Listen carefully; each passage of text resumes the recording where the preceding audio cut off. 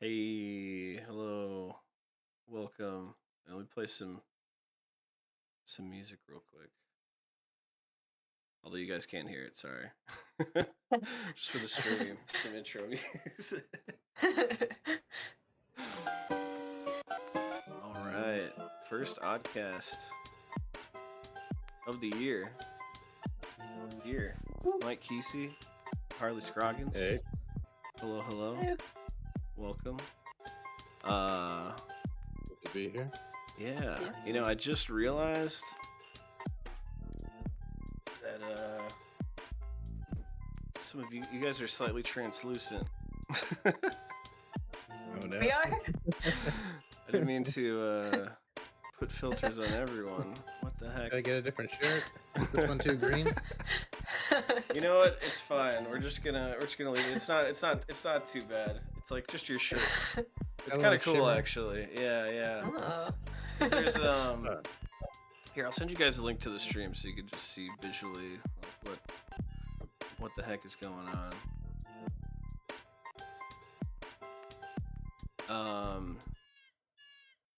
Since this is the first one, the first Oddcast really in like a few years, the resurrected new Oddcast. Things are probably going to be a little bit bumpy, getting stuff figured out. So We're here All to good. kick the tires and sort everything out. yeah, breaking new ground. Omnis Oddcast.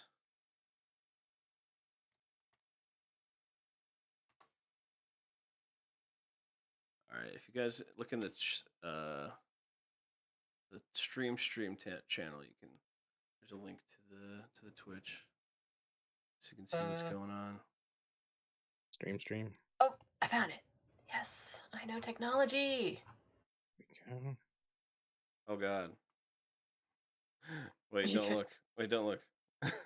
I'm scared. What's happening? Okay, it's fixed. What did you do to us? Nothing. Don't worry about it. Since I have Discord as like a window in the stream, when I was like posting something in Discord, it like just moved everything. But now it's good. Oh, It's all boy. good. All right. So Oh, nice. we're starting. Yeah. This Very is cool. you like the setup? Yeah. Little drones flying and stuff. Yeah. Each got our own TV. Mm-hmm. I'm still logging into Twitch, which I never use. Oh yeah. You know what? It's just not. So Come on.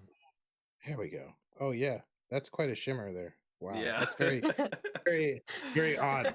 Very It's- odd looking. I think it's kind of cool though, honestly. It's not that bad. At least it's not on my face. Yeah. I feel like I should have gotten a different shirt. I wonder if there's a way. It's weird because I didn't actually apply it to this one, but it's oh, you know what it is okay. Never mind. You know what? I'm just not gonna worry about it right now. Yeah. It's fine for now. People Harley. just listen anyway, right? Yeah, I mean it's a podcast. It's for listening. Visuals are Yeah. secondary. No one wants to look at us. Not me. Yeah. Yeah. I've worn this sweater for 3 weeks straight. Whoa. That's impressive. So, Harley, you want to introduce yourself and tell the world about what it is you do? What do I do? What don't I do? I'm Harley. I do weird things. Same. And I draw, I animate, I write, I do this. I don't know. That was a little weird.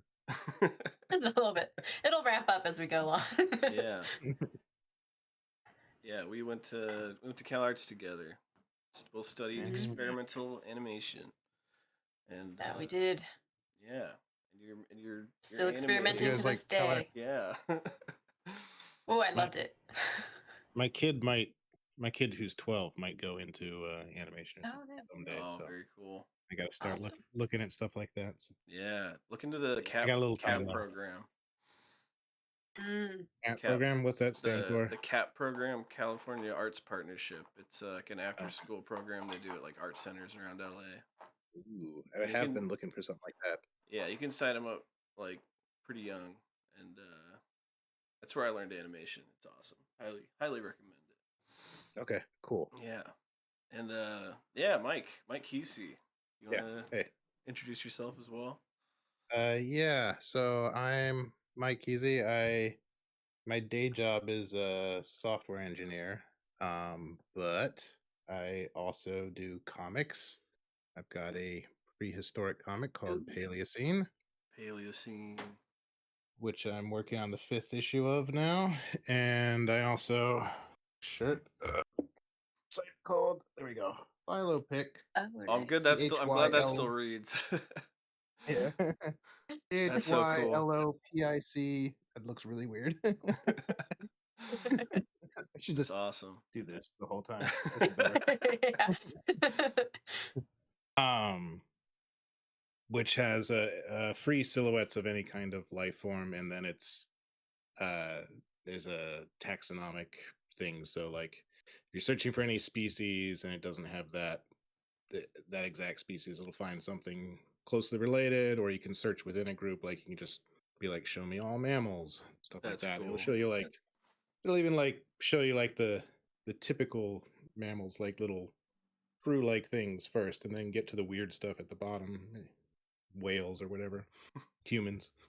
Platypuses. Actually, they're for the top.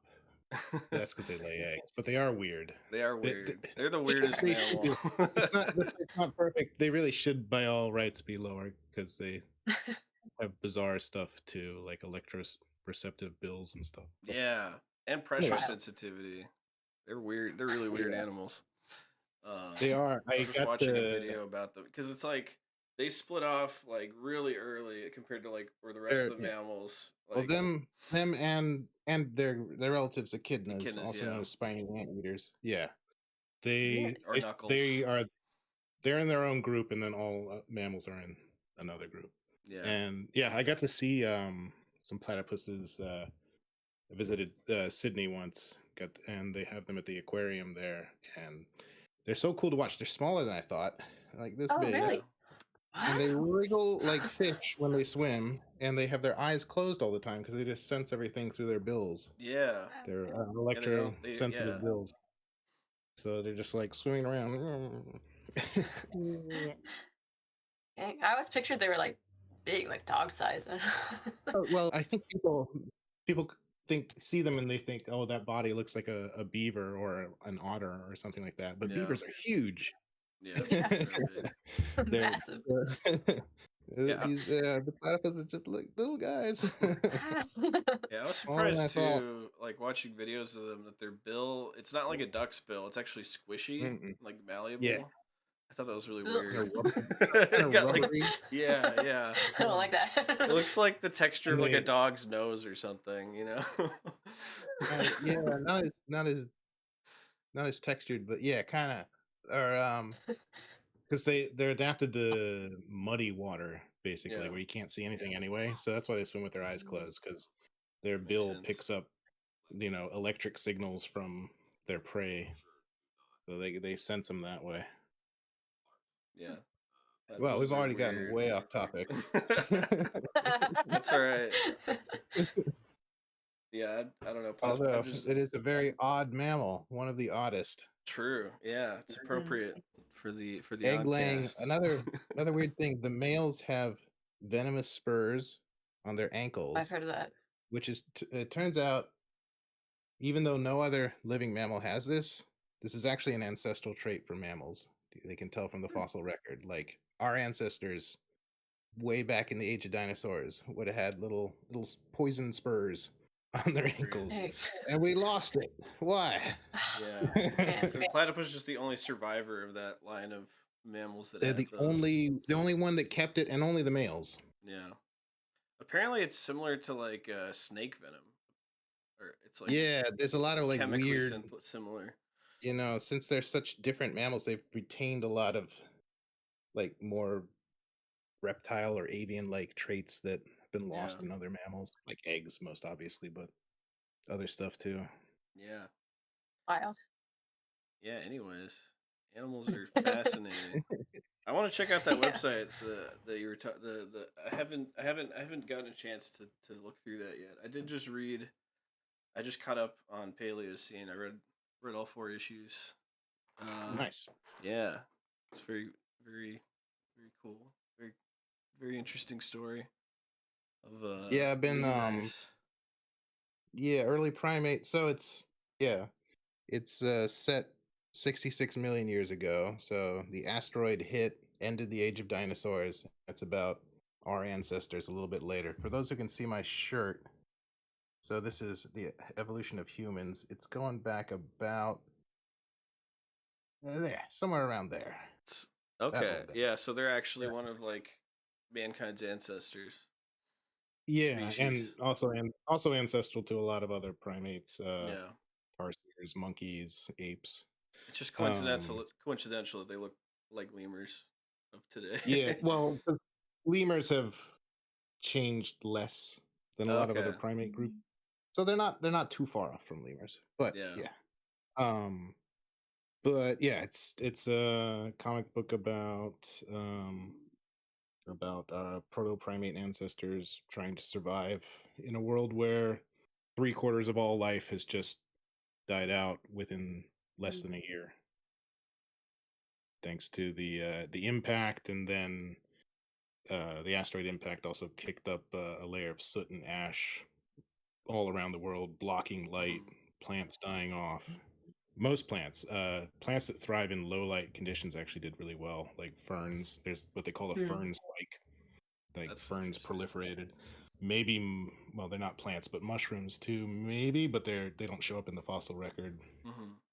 since they're too soft to fossilize normally. How far away from like the Yeah, impact it's been a really was? fun project. Yeah, in the story, the colony, like how far away from the meteor impact are they? Like on the other side of the planet, or They're obviously not close. yeah, I don't commit to a specific. I try not to commit to a specific location, although like by the dinosaur fossils that you see there, the it's Triceratops? basically, yeah, it's basically has to be um somewhere in the western North America, Okay. probably toward the north of that. But then one of the issues also follows you know take follows one of the bird survivors, and Yeah, that's actually starts out in South America, the whole and bird it politics has is him. really interesting. What's Oh yeah, the bird politics, yeah, and the primate Yeah. politics too. Yeah. No, I like that they have a whole hierarchy and like there's like a Yeah, so it's like manipulations and lightly, politics and stuff going on. It's really yeah, cool. it's all lightly anthropomorphized, so like they Yeah. talk, but I I I think of it as like the Watership Down level of anthropomorphization. Like Hmm. they talk, and maybe sometimes they're a little more clever than the real animals, but by and large they don't do anything the real animals wouldn't do. Right. Right. Yeah. No, it Yeah. totally works. Yeah, and it was fun writing the so for the birds, I tried to make things as different as possible. So like They're talking like the primates poetry. sort of, yeah, the primates talk normally, but then the birds, they speak in poetry, like they're singing all the time, kind of. Oh, Yeah. that's So cool. yeah, everything's in iambic tetrameter, so vaguely Shakespearean, but Oh, okay. Yeah, I was that's getting iambic Nice. pentameter. But yeah, it's fun, but it's like hard to write too. So Yeah. most of the pages are primates, yeah, but I'll have I a was thinking few. about that. So I was reading I'm like, wow, this is really cool, The but yeah. last issue will have I've got 6 issues planned. I've got 4 Okay. done. I'm working on the script for the 5th right now, and then Yeah. You're almost done with the the whole thing. last one will have a few bird pages in it as well. So Hmm. the That's exciting.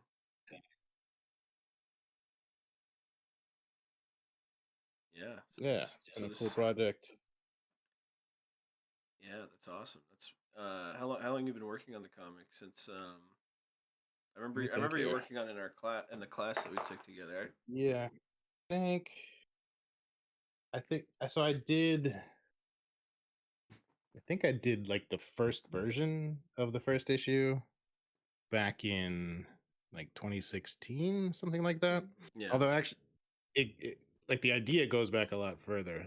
A friend of mine that I worked with back in 2000, Michael Kirkbride, who I think he worked for Bethesda Software for a while, like as a game writer. Um, but he had the basic idea of setting a comic like after the impact because nobody's done that. I think there's like one other piece of fiction that's set in this time period that I've been able to find. There's a YA novel called Darkwing, I think. It's about like an early bat, which It's I have, but surprising. I That haven't gotten around to unexplored. reading it yet. Yeah. Yeah. Most people focused on dinosaurs, which are big and cool, and Hmm. which I love too. But yeah, no one's done like a post-apocalyptic story like that. Although by now, this isn't entirely fictional, but there is a book by Riley Black. Oh, what's it called? I gotta look it up. But it's a nonfiction book, but it also has these little pastiches. Hmm. Um, The Last Days of the Dinosaurs. That's what it's called. Good book. Um, so it's semi fictional since it's a little, I guess, but it's less. They're not anthropomorphic or anything. It's just like a straightforward description of animal behavior. Right. More like a more realistic documentary kind of thing. Yeah. So my friend had this idea for a comic book ages ago, and he thought I should do it since I already knew more about like paleontology and prehistory than he did, and Hmm. I later I've also worked as a paleotechnician digging up dinosaurs Wow. ages ago, Yeah, I like was 20 gonna years ask you ago. about that, like where your um interest in like paleontology and archaeology like stem from, if you ever like worked in. Well, yeah, like anyone since I was a kid, Yeah. most people are interested at some point as kids, and then I mean, dinosaurs are most people awesome. lose it, some people keep it. But I know a lot of paleontologists too. In fact, I was just at the Society of Vertebrate Paleontology meeting. I've been going to off and on for a couple decades. That I know a lot of paleontologists through. But I never quite committed to it as a career path. You really have to be into it to commit to that because That's true. there's not a lot of opportunity out there. Although I did get like 1 season's worth of work as a paleotechnician at the Wyoming Dinosaur Center back in 2004. That's cool. And how'd you get that opportunity? Just through knowing people through the online paleontological community and also Okay. through the Society of Vertebrate Paleontology meetings. Yeah, yeah. That's cool. Um, Yeah, it was fun. Digging up like late Jurassic dinosaurs. So like Apatosaurus, Brontosaurus, which um oh there's a man. whole story about Brontosaurus was not considered a valid name for a while, but now it's back. So Is it really? um yes. I saw along the I think it's like the tallest freestanding dinosaur skeleton in Berlin when I was traveling there. Oh, that I Oh, think that is a well, they used to call it Brachiosaurus, but now Giraffe Titan. Giraffe oh, Titan. That sounds like a that name is sick. that sounds like a Pokemon or something. That's cool. Yeah.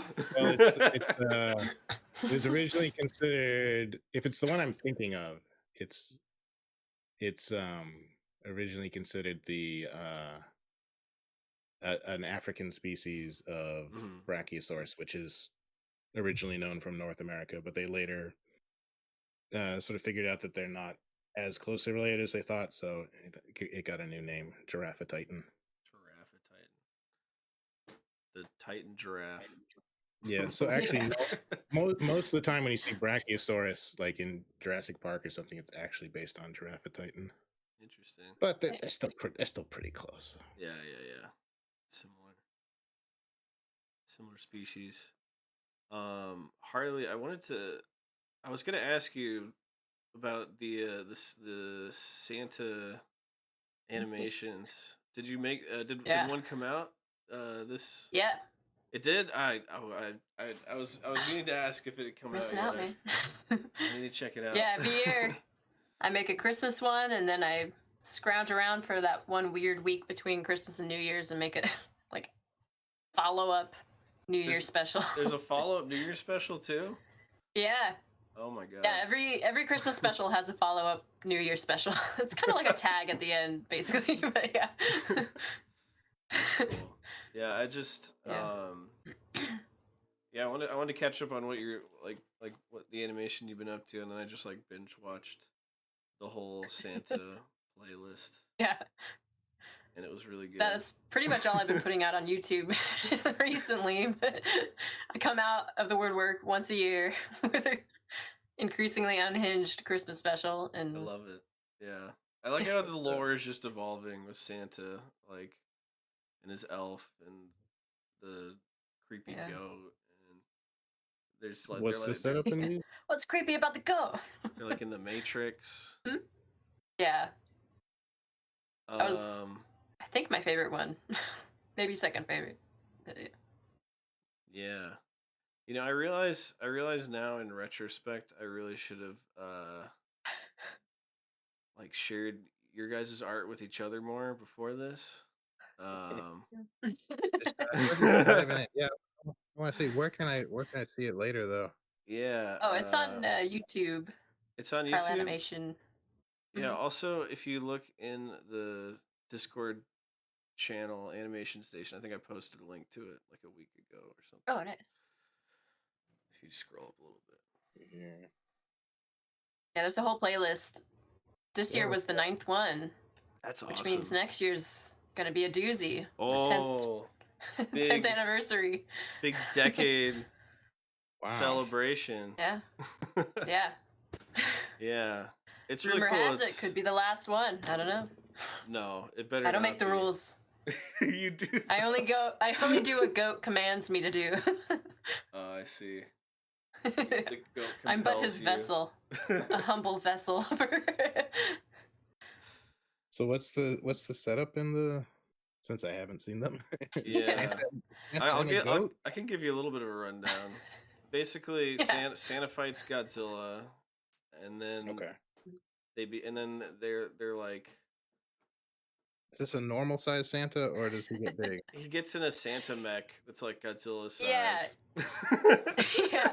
He was originally going to grow, and then I realized I don't know what I'm doing. It was my first end of my first semester at Cal Arts, and I had this end of year project for stop motion basics with Mike Johnson, and we were still shooting in the cage, which was that claustrophobic, hot lights, like actual cage. Oh yeah. Stop motion. And then after I graduated, I decided I wanted to make a stop motion Christmas special, and I was like, oh, I still have the puppets from the Santa versus Godzilla thing, and the rest is history. What the universe was born. How are they constructed? Is it clay? Is there an armature? Or? It's an armature. It's actually, until later, this was a bad idea, but they're twisted aluminum wire, which just when you twist it, it just weakens the wire. So Santa's leg actually is no longer functional. Oh, Anytime he's walking in this new one, he's always like propped up against something. I'm too lazy to. I try to make these as low effort as possible. So I haven't fixed it. Maybe for the 10th one, I'll get him a nice ball and socket armature or something. Should and get then one a new felt link for Christmas next year. How long have you been making these? 9 years now. Yeah, 9 years. Because you said it's the ninth one, can right? you see them falling apart more and more in the later ones? Have you hit it? Probably. You can see on Twinkles the elf. In the first one, I ended up hot gluing a gold police badge to Twinkles the elf onto. He has like a felt, like spiky collar thing, and when I removed that, it like took off one of the corners. So you can see in later episodes, he just has like an reattached segment of his collar instead of just replacing the collar. I was just like, this is fine. But it's really apparent this year. I was looking at it like, that is obvious. Oh no. But that's the nature of the specials. You could lean into it and just have them fall apart. That's true, yeah. I mean, the lighting is always terrible. The sound isn't great. It's just, the acting's great. My friend Anthony does all the voices. But yeah, it's very hobbled together, which is kind of partially intentional and partially, oh no, I have to make a special, I forgot, and then I have to throw it together. I'm like, I don't know what to do this year, and then I just brain spew and something comes out. I mean, it's fun sometimes to just be forced to make something in like a short amount of time. You can. Yeah, that limitation. I mean, I loved doing the 48-hour film festival. Yeah, at CalArts. It's some of like my that. worst work came from that. Same. So fun. Yeah. We do that in software engineering sometimes with hackathons, but like. Oh yeah. Hackathons. I had a constraint this year with the comic. I had to finish it before the Society of Vertebrate Paleontology meeting, and like nice. Well before, I got like tendinitis. Oh, no. Yeah, it's intense. I don't know. It's not always worth it. No. Yeah. Yeah, you gotta give your body rest when it needs it. That stuff is no joke. Yeah. When I was storyboarding, I got tendinitis just from drawing all day. It's rough. Repetitive motion. Yeah. Injuries. And then I mentioned it. They're like the writers laughed at me. Rude. Yeah. Well, because one of the other storyboard artists like had fallen and like almost I don't know if he broke his arm or what, but he like injured his arm on a trying to ride a hoverboard in the office. And so like at least you didn't break your arm. Oh, like, okay. Okay. Yeah. Yeah, it could be worse. That's true. Yeah, at least my arm didn't fall off. Yeah, I guess it just hurts. I just have to wear a brace. It's it's not the end of the world. Just in constant agony, doing what I love. It's fine. Just might cause irreparable nerve damage, but that's a later problem. Yeah, well, I guess I don't know. I'm gonna try and have AI do some of this stuff in the future. Yeah, I'm overall not a big fan, but I'm also like, there's parts of the process where I'm like, I don't really want to do it. Maybe. Yeah. Yeah. Lettering and coloring. Like I like picking the colors, but then like actually doing it is. Yeah, you're like, I know how I want this to go. Now I just want it to do it. It's very tedious. I definitely feel that way too. Like, I don't know. Like I know that there's merit in just putting the hours in and the effort that art takes, but it would be nice to be able to make more of it in the same amount of time at the same quality. But yeah, AI art is just not it right now. It's like it's pretty right now. It's just screwing artists over for the most part, and making like untrained people have a lot of like ego. Yeah. Like, a lot of that. I'm an artist too now. Look what I made. Yeah, isn't it amazing? You didn't. I had to put the right words in a computer to make this happen. I'm a prompt artist. I'm a prompt writer. I had to redo this 30 times to get it right. It's just like tackling the wrong problems. Like I don't want AI to do that. I want it to do my lettering. Yeah. Yeah. Although there's professional letterers out there that I would screw. That's true. Yeah. I mean, I think ultimately AI can be used to make everyone's lives easier. The problem is that it's, in this dystopian, like, freaking capitalist, like, society Yeah. that's going to just use it to undercut everyone and use it to not pay artists and Mhm. and they're already doing it, like freaking Yep. Disney's doing it, like Mhm. Wacom, which is the most I saw that. insane. That's the most insane one to me because you're literally selling To artists. to artists Oh, a tool to make art to make actual art. And like it's such a They've like got an the ad. tiny An ad amount with of an money they AI saved from hiring the dog AI art the AI artist Mhm. or whatever is going to be like completely inconsequential compared to all the flood of their customers that are just gonna be like, Yeah. yeah, I don't think I'm gonna get Wake Up next time. Yeah. Are there good competitors to Wacom though? I know there are some. Yeah, there's like Huon. I don't know. There's a Oh, few okay. others. I They don't are kind of the Bamboo. main thing. Yeah, bamboo. I That's had it. bamboo. My Wait, first that's not. tablet was a Bamboo tablet. I liked it a lot. Nice. I used the same. I got a tablet for free back in 2001 by like working an extra day for my job that was shutting down.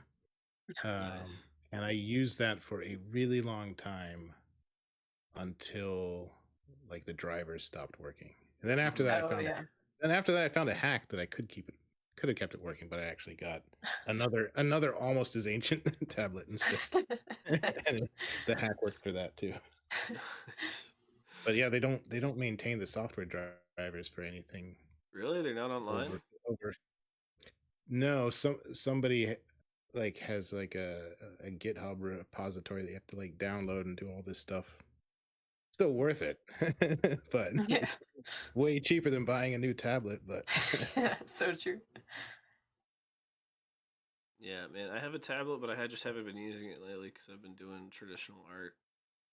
oh, nice. Oh. What have you been working in? Just the comic, Awesome Man. I don't know. Oh yeah, Yeah, but it's all just hand drawn paper. Mhm. yeah. I do all my inking and a lot of my penciling by hand too. Just have like a Wow. bunch of these notebooks filled with pages. Intense. Nice. Yeah, I like that the feel of Awesome Man. It does feel like someone was doodling in Yeah. a notebook or something. Yeah. Yeah, I don't. Yeah, I like Like the better, roughness but of it. yeah. Just like because I don't use straight lines anywhere. It's all even for like the buildings and stuff. It's all Yeah, I like kind that. of like wobbly, cartoony lines. Right. That's more visually interesting, I think. Mm-hmm. Yeah, I don't know. It's just It's a so choice. dense too. Just Right. yeah. Thanks. So much detail in every image. Wow. It's Thanks. Wylder. It's not me. It's me. Yeah, the issue I'm working on right now is dense with trees. It's just they're in Oh like yes, the happy trees. Happy little trees. yeah, so I've been drawing so many trees lately. Like here, wait, I'll show you guys. I'll just show you the first page. It's not really that spoilery or anything. But it's a lot of pine trees. Cause they're like they're doing a military exercise basically. I don't know if this even shows up. Oh, nice. Wow. Lots of little trees. It's a lot of trees. Nice. Kind of in a picturesque Bob Ross painting. But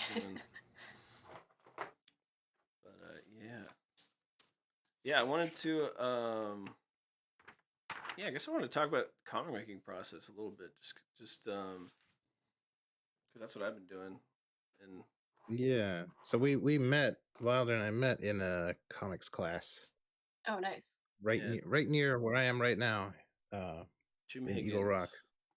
Yes. Oh, cool. I think Jim Higgins taught at CalArts at one point.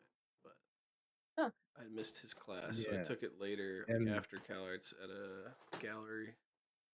yeah, he was with the Society of Illustrators of Los Angeles, SILA. Mm. When we took it, he's still doing the class. I'm not sure if it's through SILA or not, Hmm. but I think he's Yeah. doing it online now. Okay.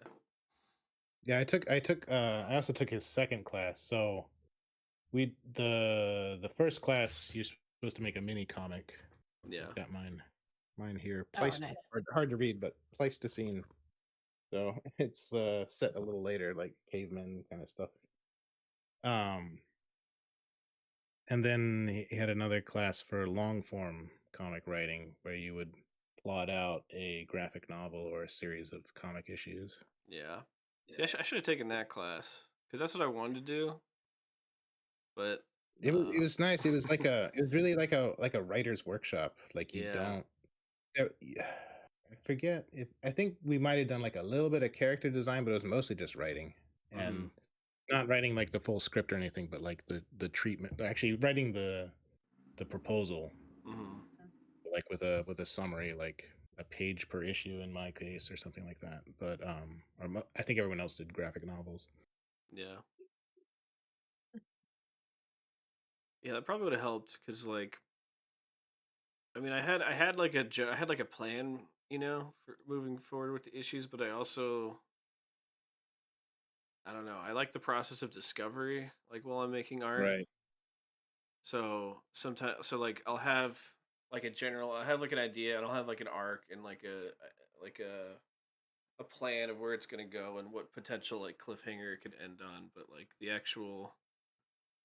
the pages themselves often are like I don't know, can change or Yeah, I mean that's what this class was kind of like. So like for each issue, I'd have like the story written out, like and only maybe like less than a page per issue. So it's not like every little detail. There's no no dialogue unless there's something significant or anything. It's just sort of general plot outline. And then as I write each one, I'll change things too. yeah. Like that doesn't actually work. So I'm actually in that process right now. I got like 85% done with the script for Paleocene #5. And then so like my inspiration for Paleocene #5 is a little weird. It's from a Snoopy book that was in my dentist's office as a kid. Uh-huh. It's like the comic book version of one of their weirder specials. Like it's called "It's a Nightmare, Charlie Brown," Oh god.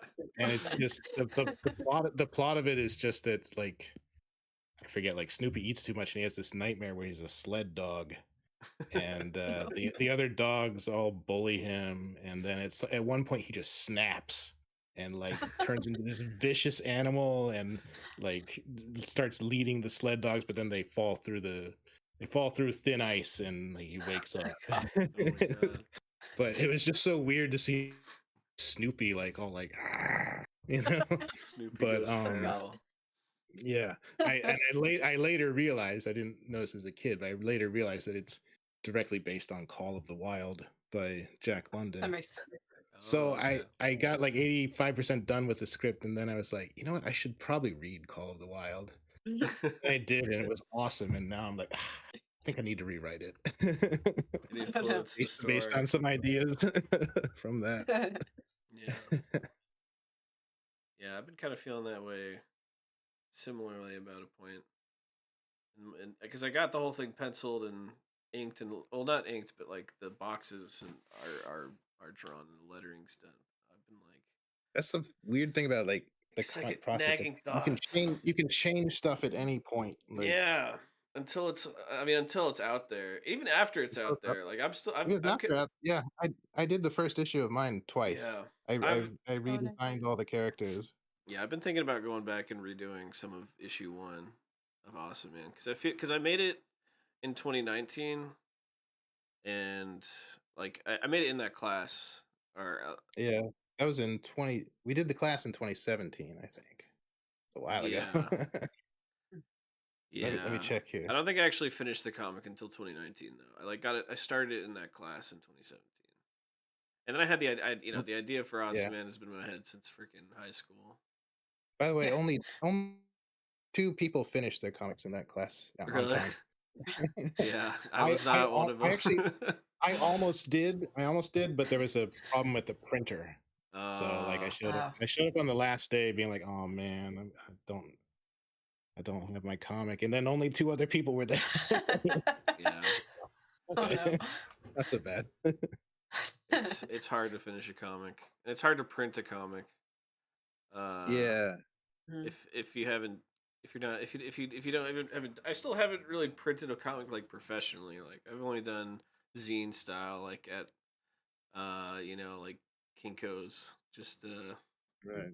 But yours are black and white, so yeah.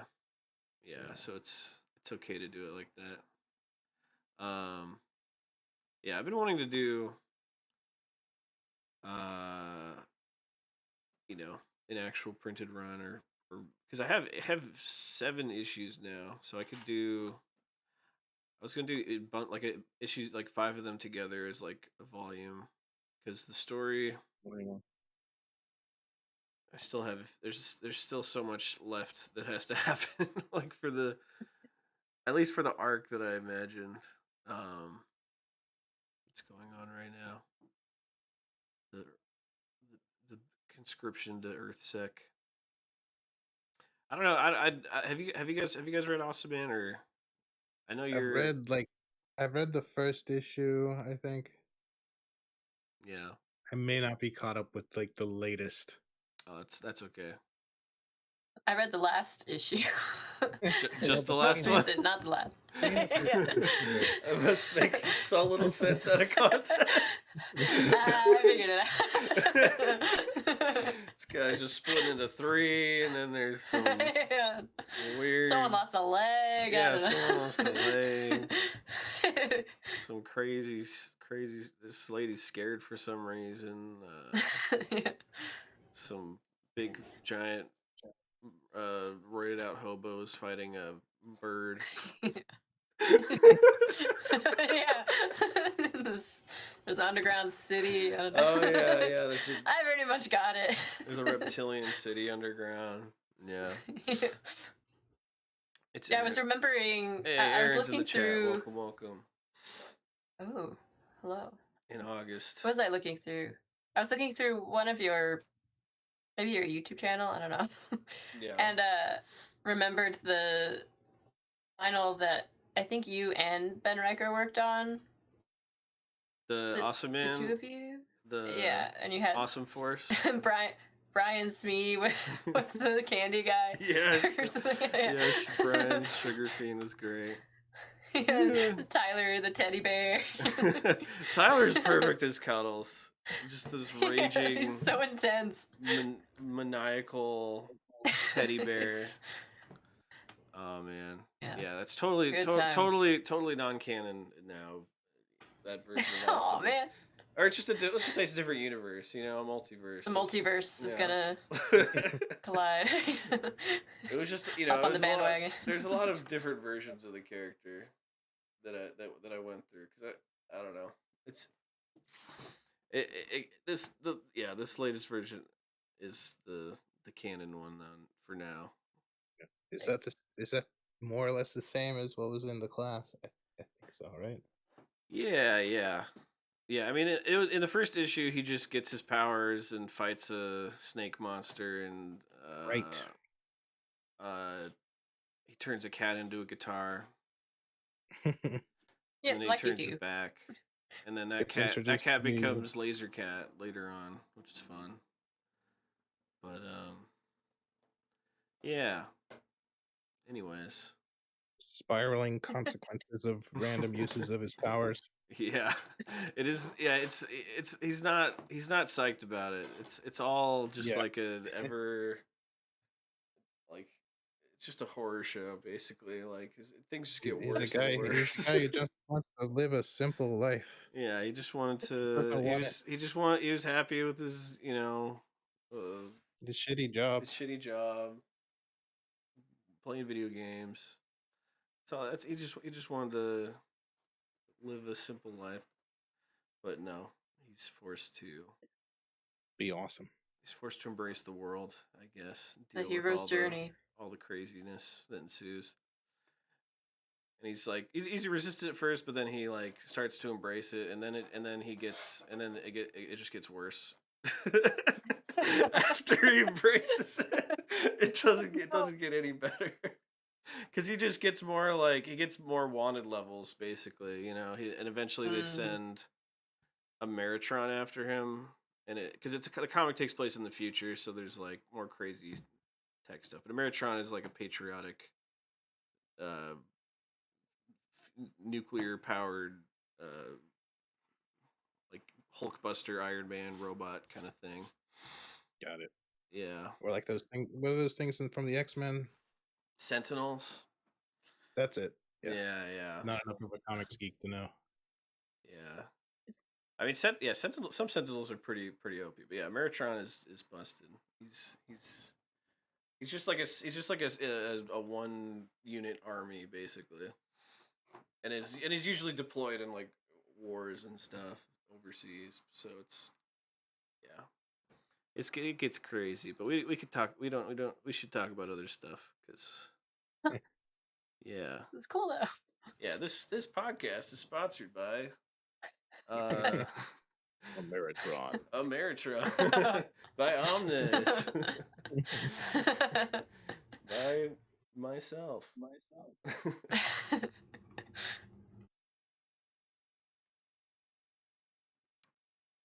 Do you guys have you guys seen the Omnis Power Glove? I know Harley, I know you have. Oh yeah. Yeah. The Omnis which? Omnis Power Glove. Scrap. Not. Scrappo. The channels. Scrappo the dog. Scrappo the adorable cartoon robot dog. Yeah. Yeah, I'll send it to you. He's basically the mascot for like the stuff that I make. I think I've seen the drawing. Yeah. He's such a great character. Yeah. I was just bringing him up because he's a character that can answer questions if you guys have any for him at any point. He can answer questions? Yeah. Scrappo? It takes a little while for him to respond, but he can answer questions. Here, I'll just message it to...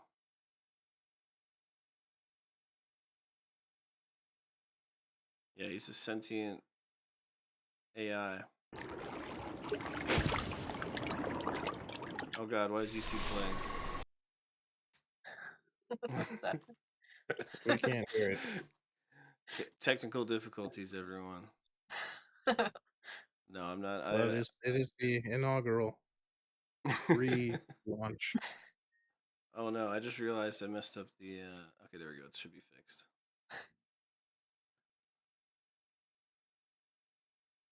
Oh, well, we're all really stuck. Oh, no. You just switch to the technical difficulty screen real quick. Anyways. There we go. Oh, I love that. That's great. I was prepared. I knew this would happen. I was prepared to be unprepared.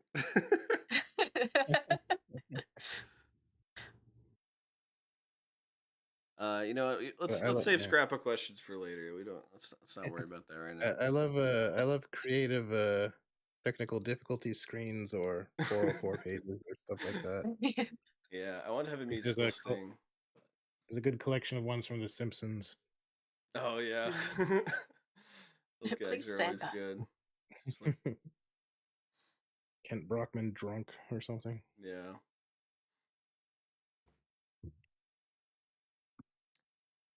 So you guys have any plans for the new year? Any resolutions?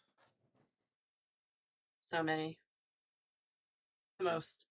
Did you say not many? Every resolution you can have. All of them? Yeah. That's too much. You can't have that many. I can do it. I can do it. Yeah, last year I got really burnt out, so this year I figured I'd burn out more. I resolved to burn out faster.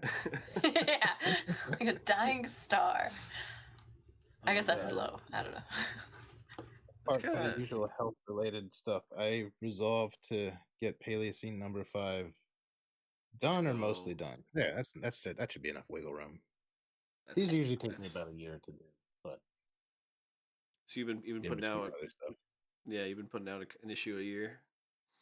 About there's one year where I focused more on Philopic and doing a new version of that.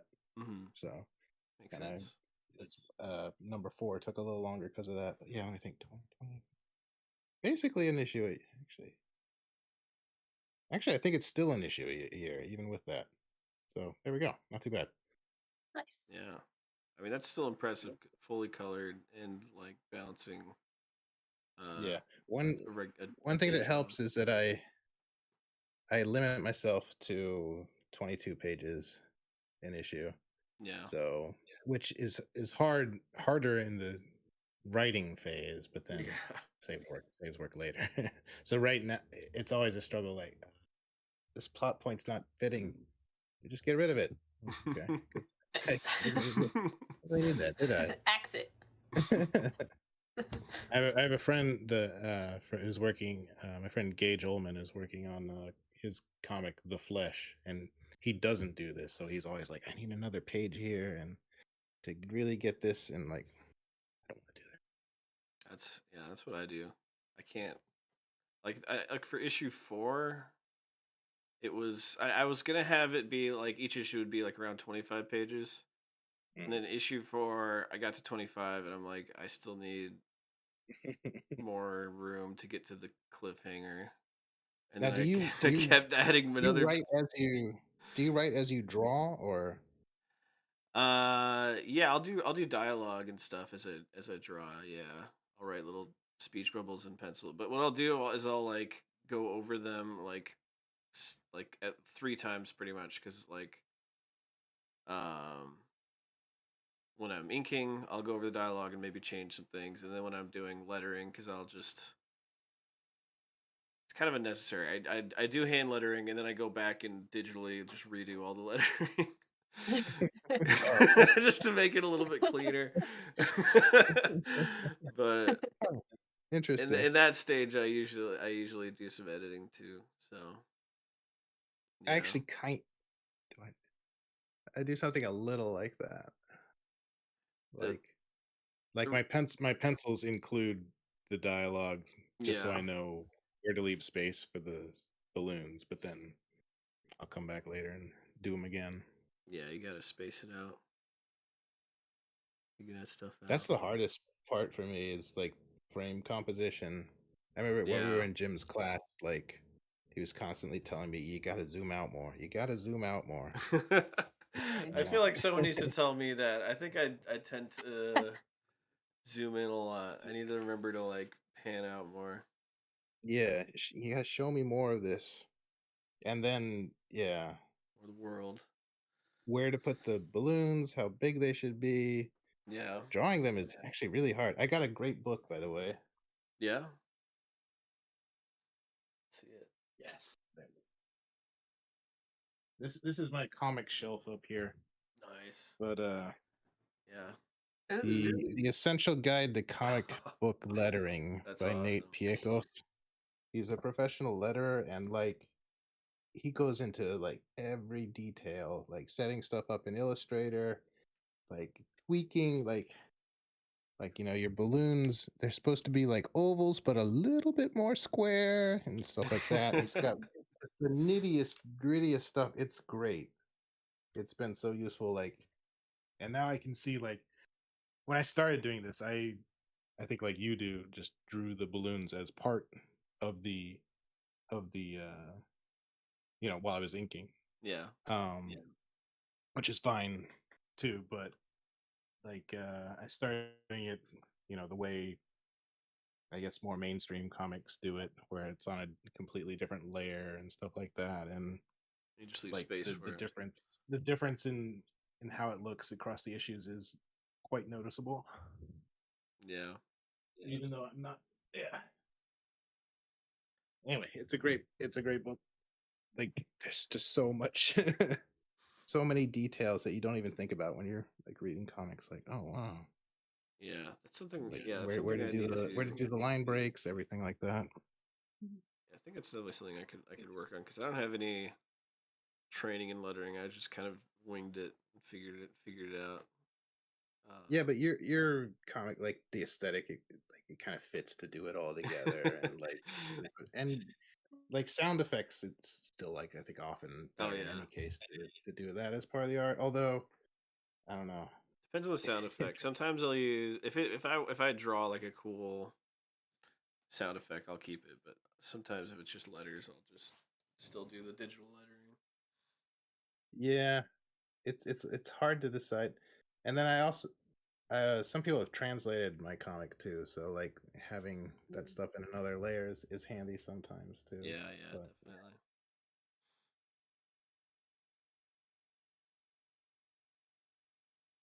I think I've got a Korean edition out. I've got a Oh, that's translation cool. for the second issue that I haven't actually gone through and done yet, but That's nobody awesome. bought the first one, so why would I? Oh, no. Yeah, wait for the demand, maybe I guess. Harley, you said you were working, or you might put out like an illustrated uh, book for one of the Santa episodes. Yes, I That's actually have cool. it You have it? here. I mean, this is a prototype. Oh, okay. But yeah, it's the book that Twinkles Whoa. reads in the third one. That's Yeah. awesome. And yeah, there's the intro. Wait, it's the first page. There they are. There's That's so Twinkles and cool. Goat, Santa. What Yeah. service did you use to like print and bind it and stuff? Well, this one I actually made either the year that one came out or the year after as just a gift for my parents. Yeah. And I didn't know what I was doing, so I went to Vistaprint and made a photo book, but put Oh. drawings in it instead of photos. That's It was clever. expensive and stupid. Oh, It was not really? good. It's not clever. Yeah, but I think if I release this one, I'm probably going to do it through a print-on-demand service like Barnes and KDP? Noble Press. Oh, Barnes and Noble. Yeah. Yeah, like it's tough because you can't do quality assurance yourself. You don't get a bunch of copies and look through them to make sure they're right. It's like Redbubble or Threadless. They just buy it. It gets printed and shipped to them. But that means I don't have to ship things, so it's a trade-off. That's what I don't make as much money, but I don't know if I want to put that much effort. I did that for my other book, the monster one. That's Barnes and Noble Press. Oh, nice. Little Monster Needs a Nap. Oh, what's that? It's a book I wrote for my nephews, and it's available online. Yeah, it's for Liam and Declan, That's brothers' so cool. kids. And yeah, it's all like spooky Halloween. Let's see if I can get a good character here. Oh, yeah, there's a mummy. Oh, that's rad. He's a cool sarcophagi. Cool mummy. Yeah. So yeah, it's up online, but Yeah. I got to learn how to market myself. Well, So I'm working on that this year. You're doing it right now. Buy Harley's book. Yeah. That's true. Buy my book. Yeah. Any links you guys want me to put It's in only $5,000. Put in chat or put in the description. Let me know. I'm Yeah. I want to shield both of you guys. Nice. I'll try to find a link here. Here, I'll I've drop got. Oh, go ahead. No, go ahead. Oh, you would just want us to do it in the chat? Yeah, I was just gonna drop a link to your store, and I'll also put it in the description. And Harley, do you have a store or a place? Yeah. You Where have- can I I send you can this link? message it to me in Discord. Okay. I know how to internet. I've done it before.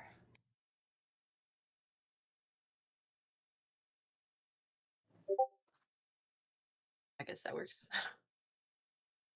Also. Awesome.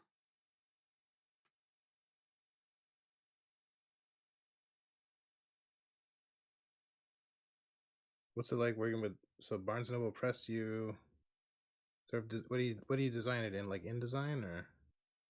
I actually, I now know InDesign, but at the time I just threw everything together in Photoshop and then made What's a that? PDF. I don't know if Oh, And nice. that link worked. That all worked. yeah, it worked out pretty well.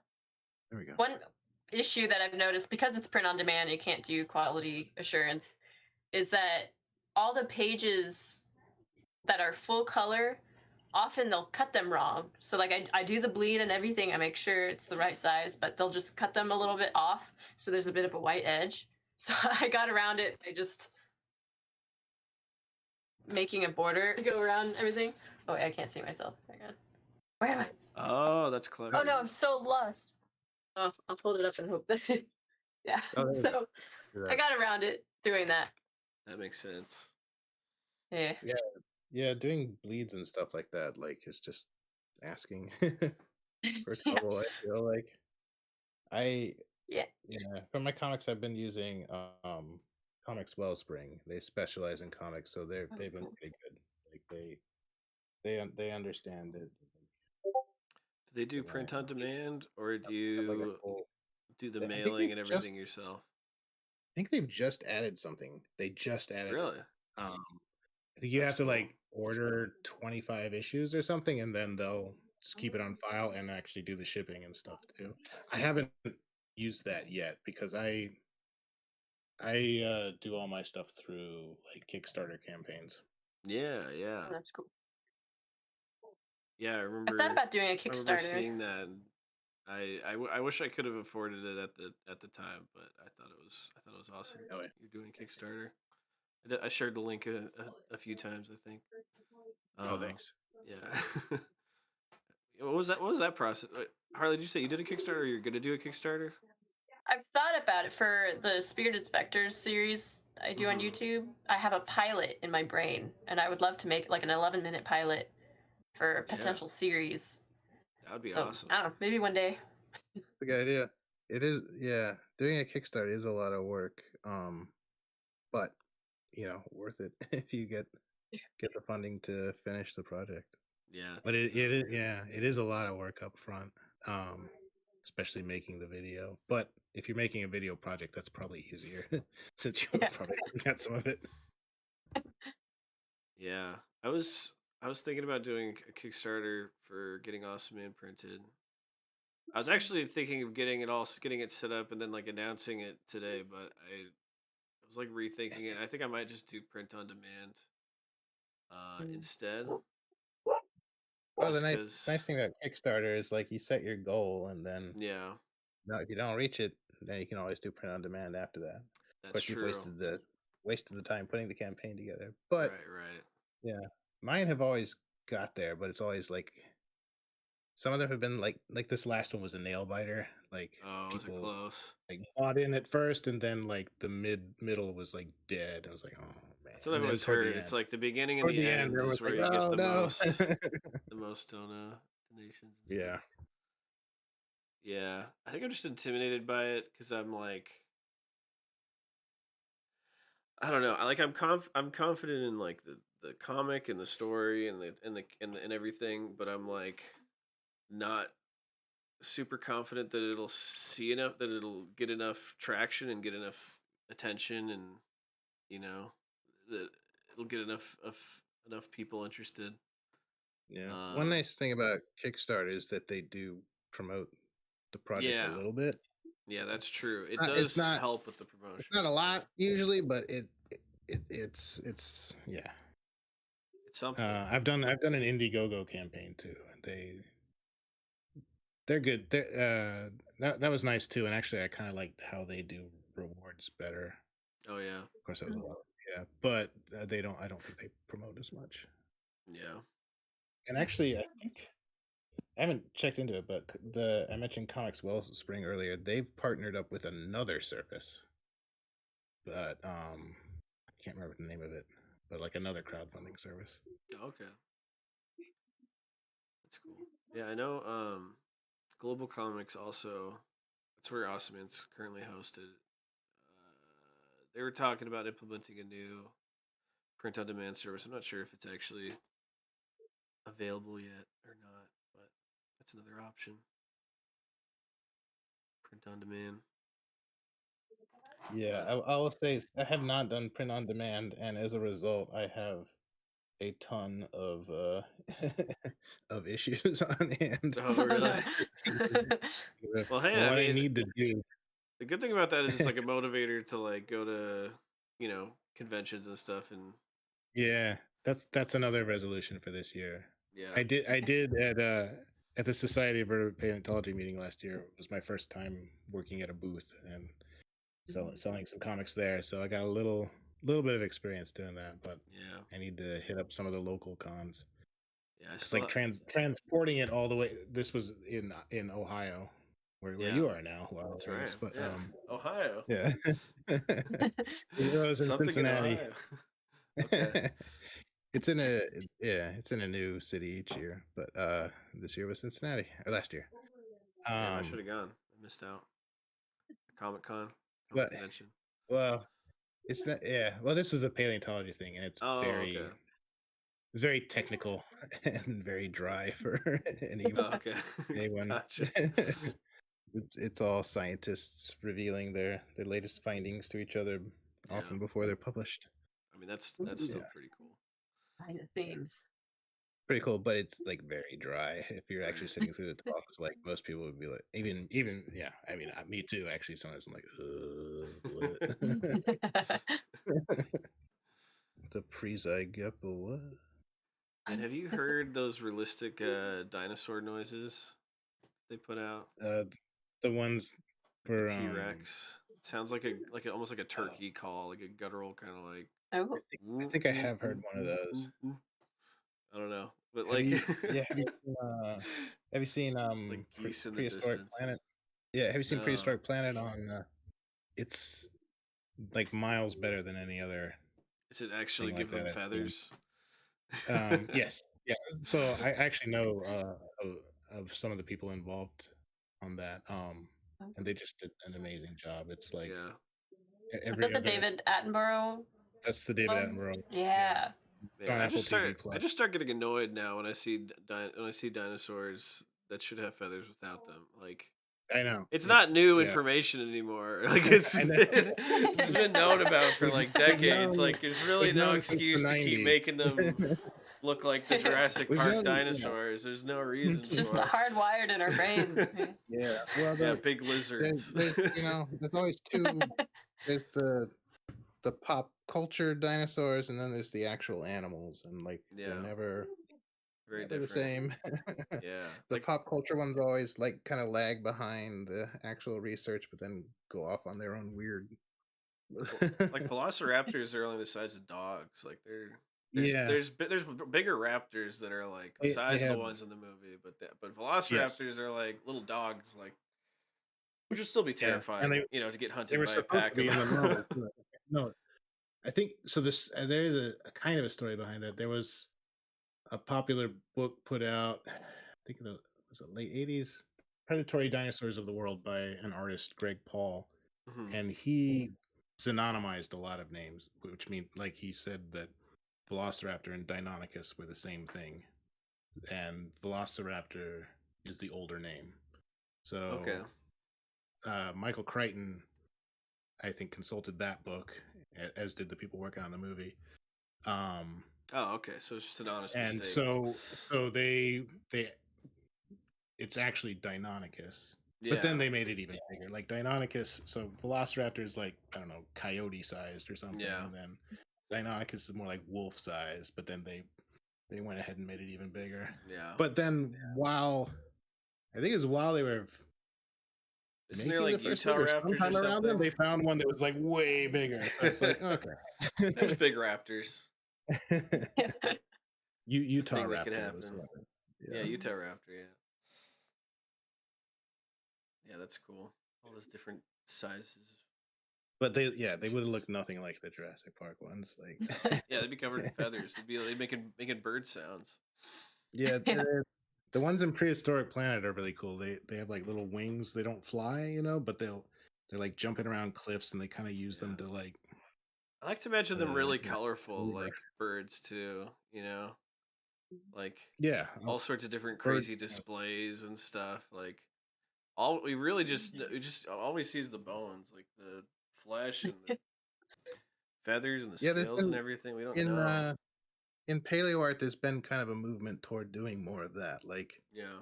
getting a little freer and more speculative. And because when you look at birds, they often have this bizarre stuff that would never show up in the Yeah, like not every fossil bird record. is, Yeah, camouflage colors. It's like right, some exactly. very vibrantly But then colored some are. birds. But Yeah, some are. I'm sure some dinosaurs would have like, mud yeah, and leaf colored like feathers, but then others would probably be like have crazy yeah. just peacock displays. Imagine if T-Rexes had Yeah. like peacock feathers or something. It'd be so Whoa, that'd be weird. cool.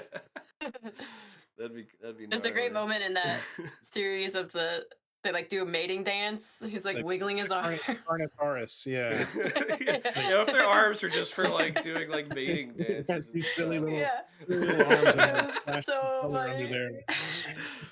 Yeah, like those My favorite birds part. that like do that dance and like that David Attenborough thing, or they're like Yeah.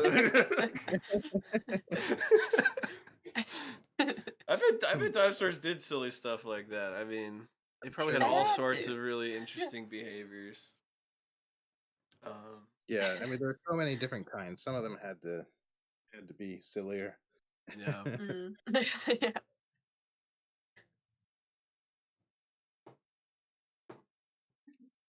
There's what was it? Oh, I have a question. Do you think there were any or what do you think is the chance that there were like human level intelligence dinosaurs? Pretty low, Yeah. because of the dinosaurs we know, like I mean, we only the know a nu- very the small percentage of the fossil record, right? Like yeah, of the we total only know number a of small species, we only know a yeah very small we only know percent a that small managed to get percentage, but preserved. we still have like broad coverage across all the different kinds of dinosaurs.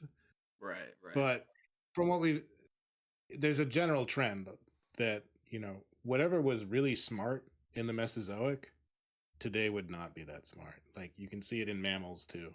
Yeah. Mammals, dinosaurs, including birds, like brain size overall has continued to get bigger and bigger.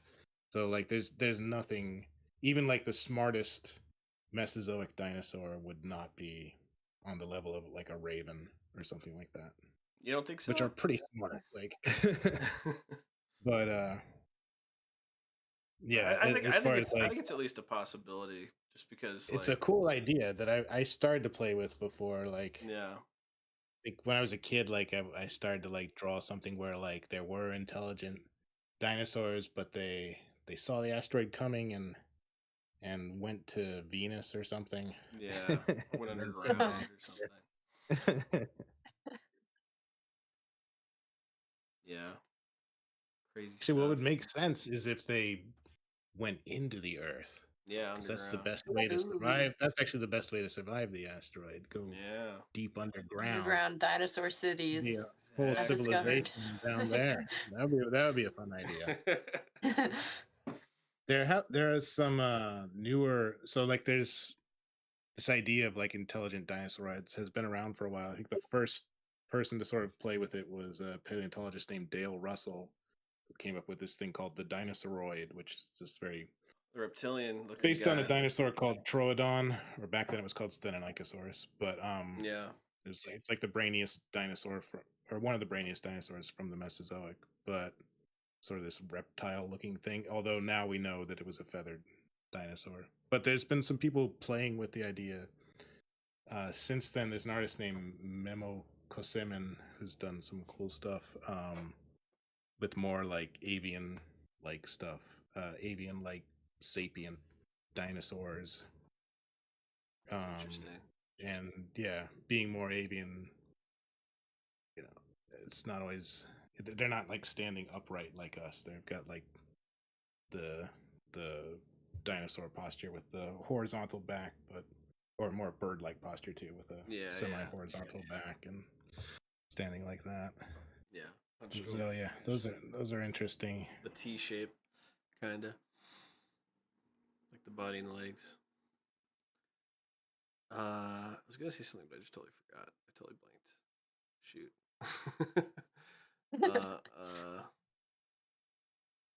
But the smartest dinosaurs back then were about as smart as the smartest mammals back then, probably. But which we're not. These guys would have been the smartest one. Our ancestors. Yes. Yeah. Little primates. Those, yeah, in Paleocene, our ancestors, mammals.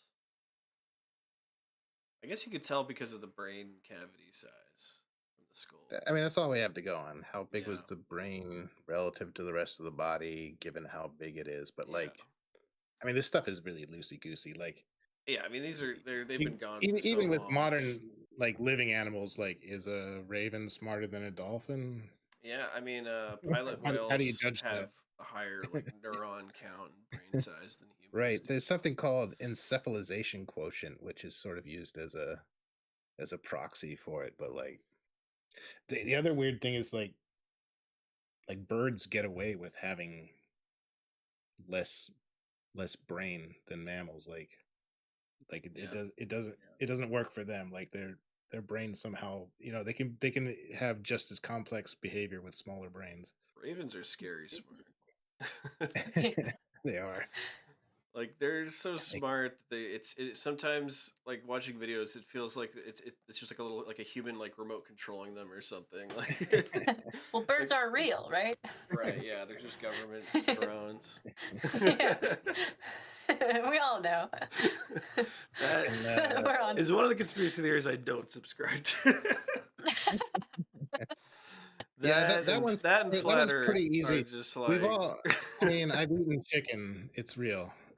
Yeah, it's pretty easily disproven. I mean, does the government have the technology to, put some kind of implants in a bird and maybe remote control it? Yeah, I'm sure they do. But that doesn't mean that all birds are not real. That doesn't make any sense. That would be think of insane. It's like a fake robin in Mary Poppins. Oh yeah, little robot. It's like a little early robot. It's the wrong kind of robin. It's an American robin. It doesn't no business being there. Yeah, actually, yeah. What we call robins are a completely different kind of bird. They're a type of thrush. The ones in England are they're like these little blue things with. I had no idea. Wow. Neither did Disney. Yeah.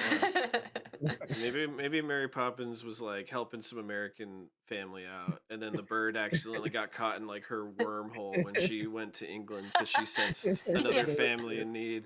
There we go. That's the story.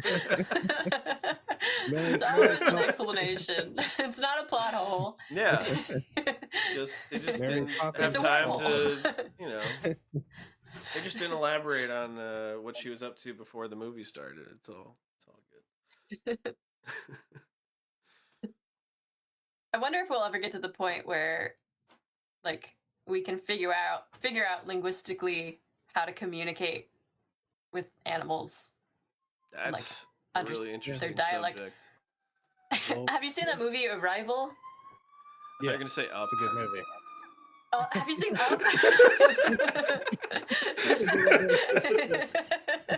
The dog collar, Yeah, exactly. That's what I meant. We're gonna get I feel like that's what animals would sound like, though, realistically. It's just... most animals. Yeah, Arrival was a cool movie. Yeah, Arrival was a really cool movie. We got to do that. If we have any hopes of communicating with aliens, we got to start with birds. We don't even know word for word what they're saying. Yeah, there are some. I know there are some. There are some parrots who've been taught to like say words like and actually mean them. It's not. They can't do like full sentences or anything, but like they can learn words. So. Yeah, like the African gray. Yeah. Yeah. Alex. Yeah. And Yeah. yeah, I've seen like on Instagram like another guy who's like he'll like hold up two objects and ask what the difference is and the color or shape or something like that. It's like, okay, it's pretty smart. Yeah. And then the bird says, "Okay, now you try," and then sings, and they're like, "I don't know what you're saying." Yeah, You can't have a animals are pretty conversation dang with it, smart. but Yeah. And yeah, I think I remember hearing that dolphins have like over 100 something different words that they've different clicks, yeah. recognized. And even Like even bees have ravens their own too. language. Yeah, yeah. Raven and birds can be taught A lot of animals to have like a rudimentary say words language, also. which is pretty crazy to think about. There was a study on some, what was it, vervet monkeys, and they Mhm. figured out that they use a different cry based on whether there's a like a hawk versus a snake or something Oh like wow. that. Like they could see like if the monkeys all go crack, then all the other monkeys look up, for the hawk or whatever. So they've got words of a kind too. Yeah. I mean, it makes Huh. sense that it kind of They just would don't develop. they don't have podcasts though. No. One day, maybe Soon. Yeah. we'll get there. We just gotta like artificially evolve them, infect them with our Yeah. with our language. They have those dogs too, and like the people are making like buttons for them to press, and they're actually able to like Oh, communicate yeah. with their Oh, yeah. dogs, and their dogs are asking like, "Why dog? Why am I dog?" And they had to get like a veterinary to like psychoanalyze their dog and prescribe it like antidepressants because it's like having an existential crisis because it understands that it's a dog and people are humans and they're different things, and it like it's like kind of has a foot in both realms but is neither. A paw in both realms. Yeah, paw in both realms. Damn. It's interesting, really interesting though. Yeah. There's this one I watch on TikTok that they have like a button for bitch, and it just says bitch like at the end of every sentence. I saw one that was like, "Give me some food, bitch." Play For a now. dog, that means something different. Yeah. That's true. That's true. But they just use it like a human would. I think the human just taught them to use it that way. It's like just an Damn. accent. We've like corrupted the dog. Yeah. Just an accent on the end of some flavor for sentences, I guess. I don't know. It's funny though. Yeah, animals are interesting. I think that, man, I had this like thought experiment, like, you know how they trained, well, I know that there's a lot of controversy around Coco because she's like, people claim that she didn't really use sign language and it was interpreted by like Yeah, I've heard that too. I think it's probably like the same thing with the parrots. Like she could maybe do words, but not like yeah. sentences. And also, the woman training her was not fluent in ASL, which is that's a pretty big red flag. That's a pretty big red flag. It's a really complex language all of its own. So. Yeah. I just saw a video that like went and like looked at Coco's hand gestures like frame by frame and like analyzed them, like what Coco was actually saying in sign language compared to like what the trainer was saying that Coco was saying, and it was just totally off. So yeah, I've heard that. Yeah, but I feel it's like not. there have been other experiments. Yeah, there's other experiments, and it hasn't like that one thing doesn't disprove that gorillas and great apes are capable of like communicating with us using language, because there's other experiments too. Like there's, I think, bonobos. There's a facility that has bonobos using lexicons, like symbols to communicate. The buttons, yeah. Yeah, and they can form like pretty complex sentences and thoughts, and I mean, mostly just ask for food and stuff that you'd expect monkeys to like be focusing on, but it's still cool that they can. That's just what they want you to think. They can communicate, that. Yeah, until Caesar revolts and. Yeah. I guess that idea has been explored, huh? I had a thought experiment, like, what if you had like a whole colony of these apes and they like trained their kids to do it, and it just became like ingrained in the troop for like multiple generations.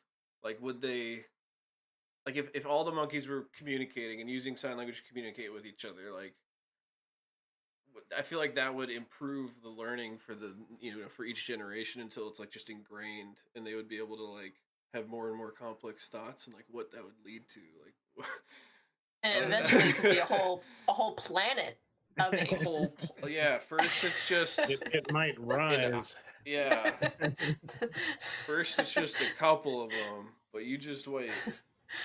And they blow up the Statue of Liberty. And There'll very conveniently be a plague that only affects humans, and then the apes will And rise. makes us all mute, and yeah.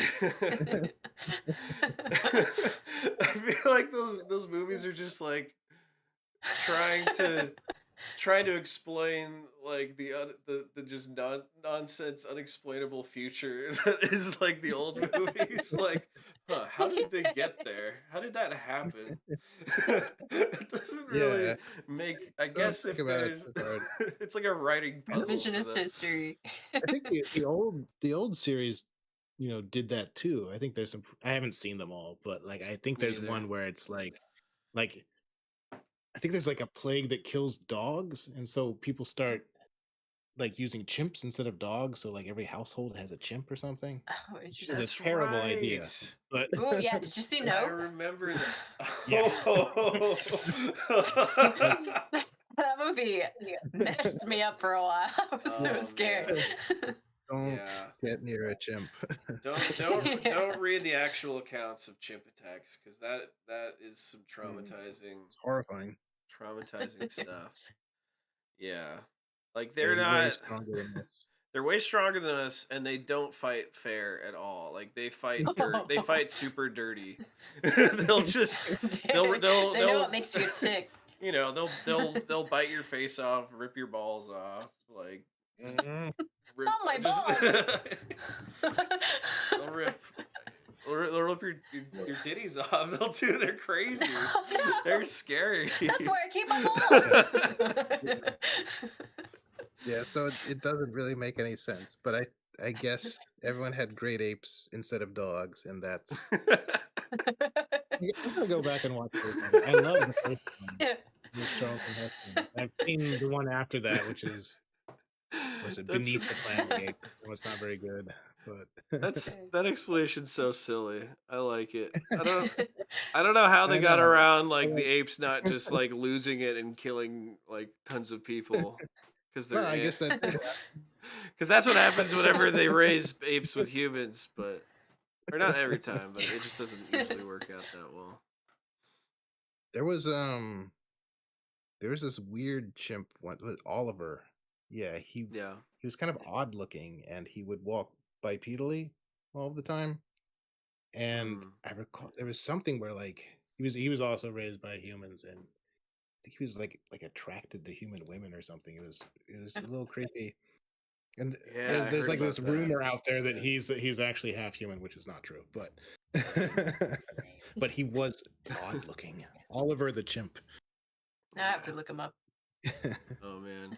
It's a whole nother rabbit hole. I think I like watched a documentary about them trying to make like ape human hybrid soldiers in Russia. Oh, have you heard about that?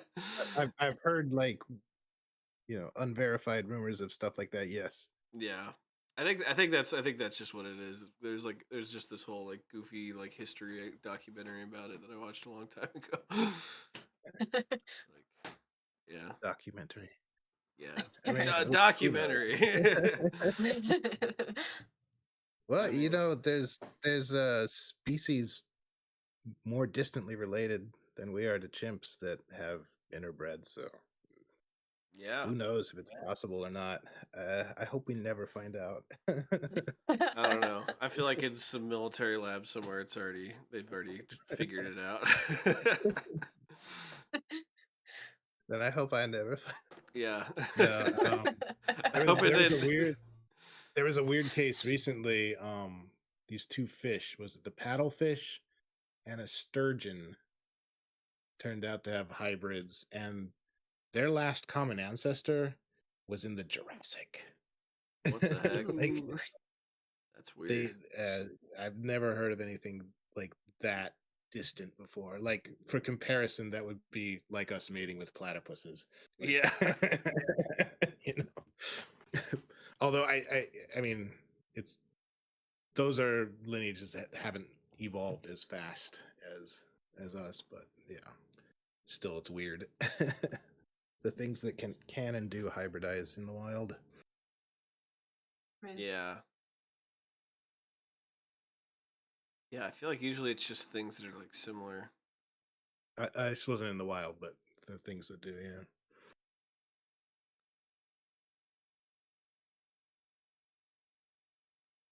Though we've found out that humans are hybrids to some extent. Like a lot of us have Neanderthal DNA and stuff. Not as That's weird as right. chimps, but you know. Yeah, the Neanderthals I didn't completely disappear. They just became no, absorbed into the same according species. to 23andMe, I have a particularly high count, which is not that surprising. But No, that's cool. I think I remember you mentioning that in class. That's awesome. oh, that's right. Yeah, the comic I did it's about humans and Neanderthals meeting. Right. Yeah. Have you seen the Might do. Crudes? Oh, What are this you... is just that's a fantasy. That's a fantasy movie. I think that's what happens in that movie, though, isn't it? It's like Neanderthals meeting Homo sapiens. Yeah, it's Neanderthals and Homo sapiens meeting, but like You know. all the animals are like fantasy creatures. There's like a Yeah. flying turtle. Yeah, Nicolas Cage, who isn't real. Hey, those are around. But They yeah. just didn't find the fossils. Yeah. There's I think flying watching turtles. it, I sort of like thought, what if this is like in the future or something? Like, Yeah, maybe it's post-apocalyptic. I think it's better just to see it as a lot of like The Crudes are like a prehistoric species stuff of humans that went underground, and then the other ones are like the surface dwellers or something. Dwellers, such a great word. There's Actually, a great have you ever seen Quest for Fire? no. It's a live action movie from the 80s. Yeah, from the 80s. It's Ron Perlman's first movie. Oh, Oh, nice. cool. He plays a Neanderthal in it, but it's also about Neanderthals and humans meeting, and it's I actually pretty couldn't awesome. think. I couldn't think of a more perfect casting for a Neanderthal. He's really He's got the Neanderthal look down. Yeah. They play the Neanderthals a little too chimp-like, but Oh yeah. it's still an awesome movie. I highly recommended. It's to date probably the best caveman movie. Yeah. I can't think of anything that's topped it. Yeah, I feel like there's not a lot of caveman movies. Ice No, Age. sadly. Yeah, Ice Age. Oh, that's right. There are people in that. Yeah. Yeah. The first scene in 2001. Or like, I think that's Yeah. like Okay. the Well, that's probably a ancestor better of movie, human. but it's only partly about. It's not the whole movie. Yeah. Not really caveman. It's a little earlier, but close enough. Was that one with Michael Cera and Jack Black? Oh, year one or something Year like one. that. Yeah. That's I never almost more saw. like that's almost more like biblical or something. I think. Yeah, I that's forget. true. I Did mean, I if it was see it? actually year There's one, there's yeah. also an Aardman.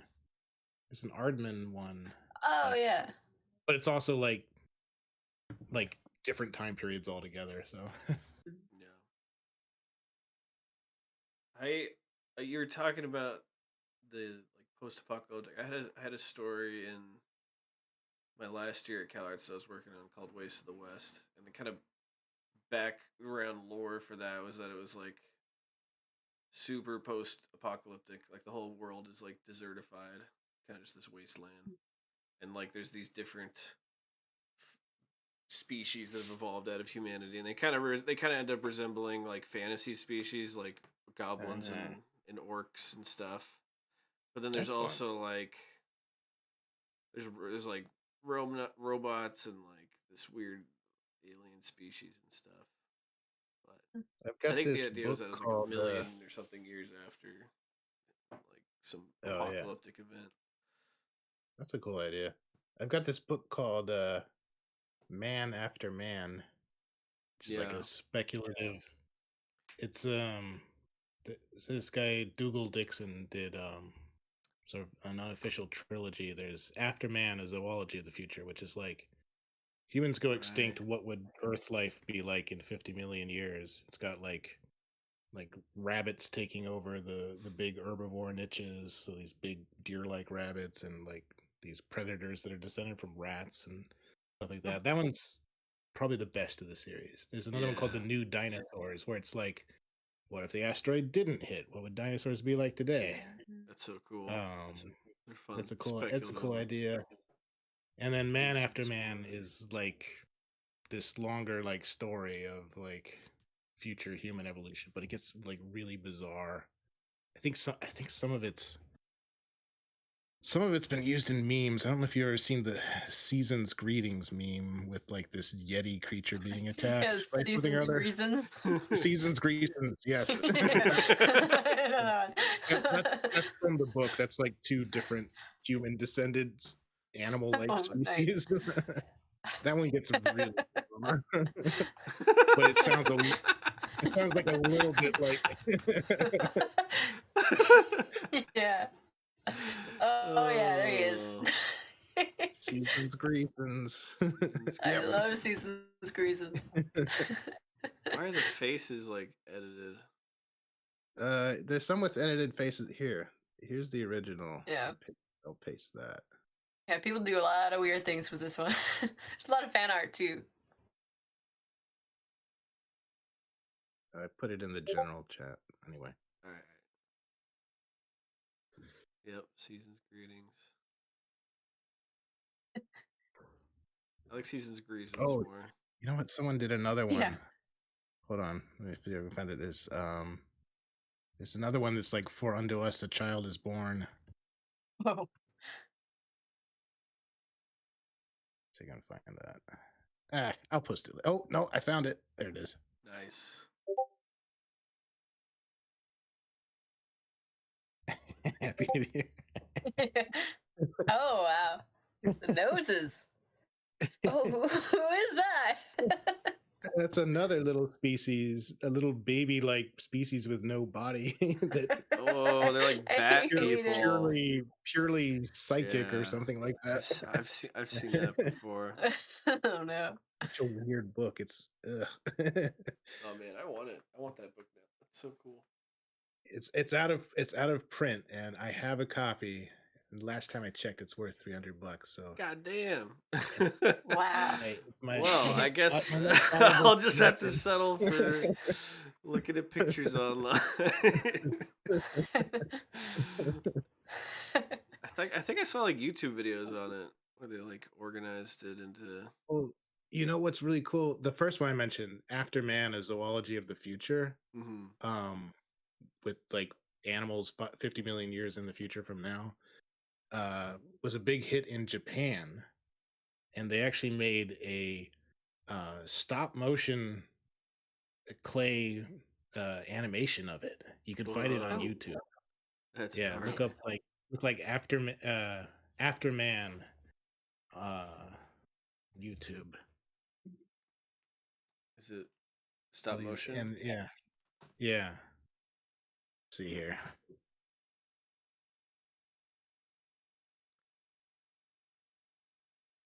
Cherish every 2 minutes of the NFL. There we go.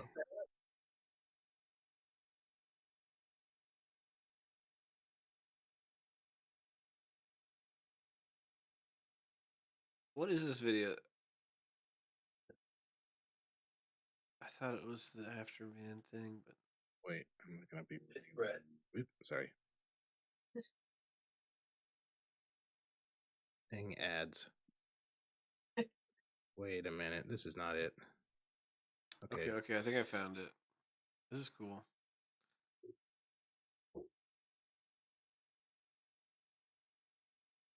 There we go. Yeah. I mean the audio. Did you find a good version? I don't. I'm not playing the audio, but here I'll put it in the general chat. All right. The one I found. I think that's right. Oh, it's part. Yeah. Okay. Credits documentary. Oh, that. No, wait. Sorry, this is something else. All right. Anyway, we can look for that later. But Yeah, I'll check it it's out cool. later. It's cool and it exists. Yeah, that's awesome. It's cool. Yeah, it must be cool to see those things in motion.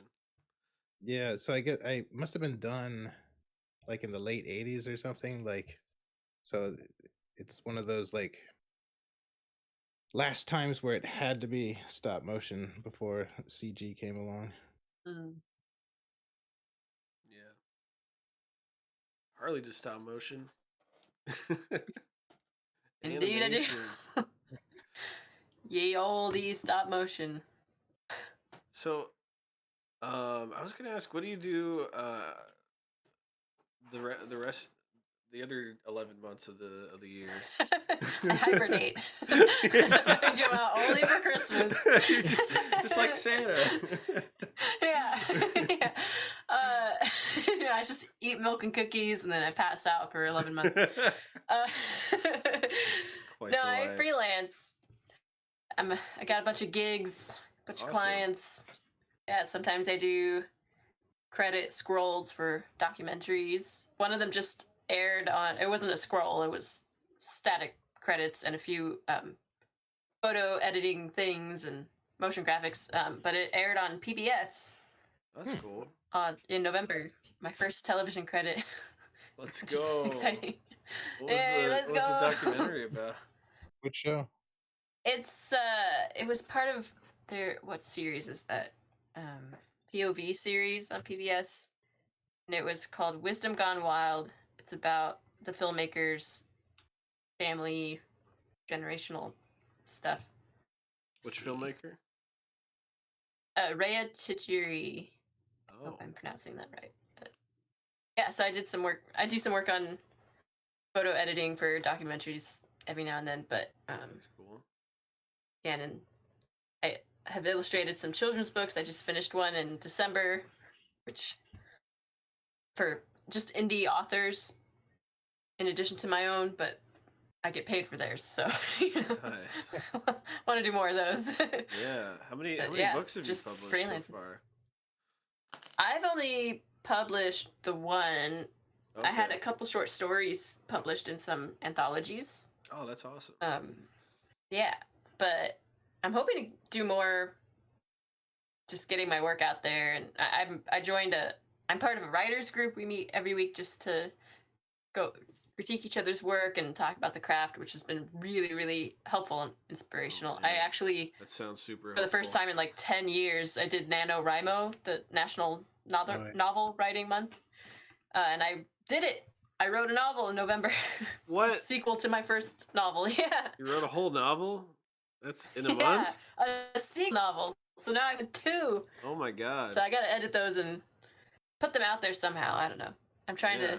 That's exciting. Trying to branch out more, getting my own work out there, which I'm not always great about. I don't know. I think I work in the shadows.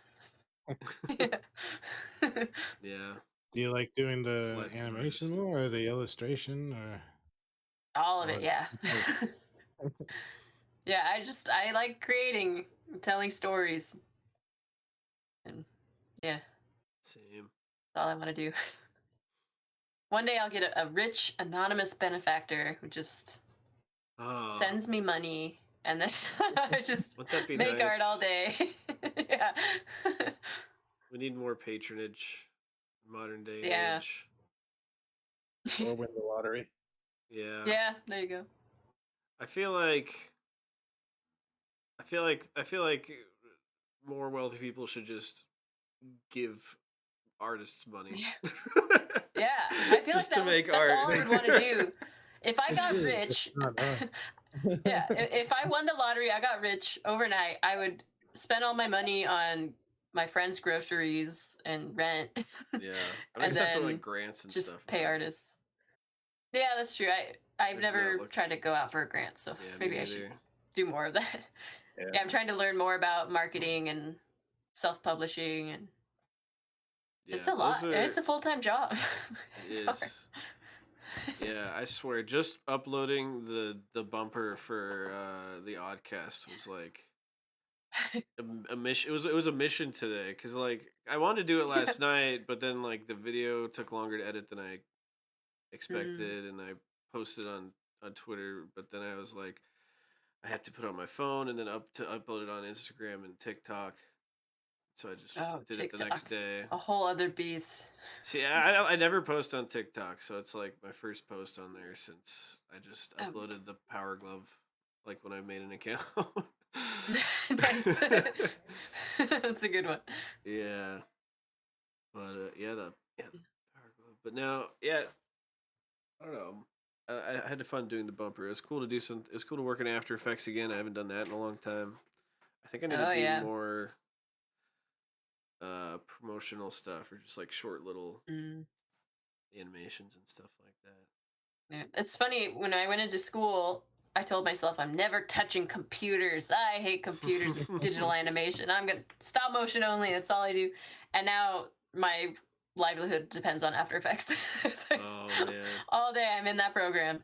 I mean, it's kind of inevitable in an art field, in Yeah. any art field. You need to use the computer for something.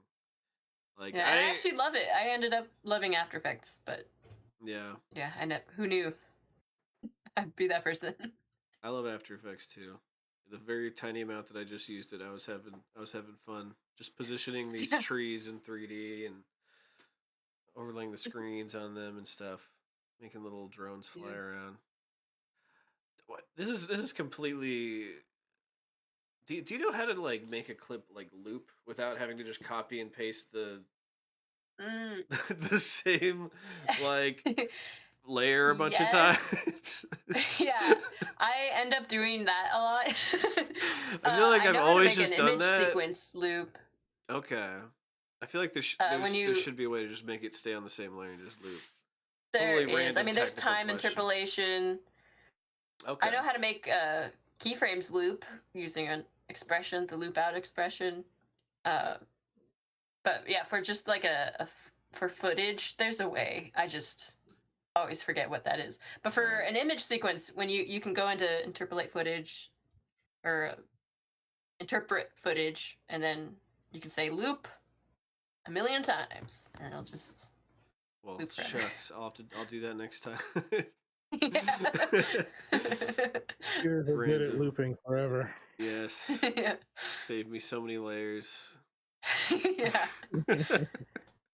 And you have to like zoom in really close in the timeline to make sure they make it line up. because they don't There's snap no together. like blank frames. There's no snapping. And then you gotta like select all of them and copy and paste the whole batch of copied ones again, and zoom Yeah. out more on the timeline. Yeah. It's such a mess. Yeah, it's tedious, but rewarding tedious. ultimately. Yeah. Yeah.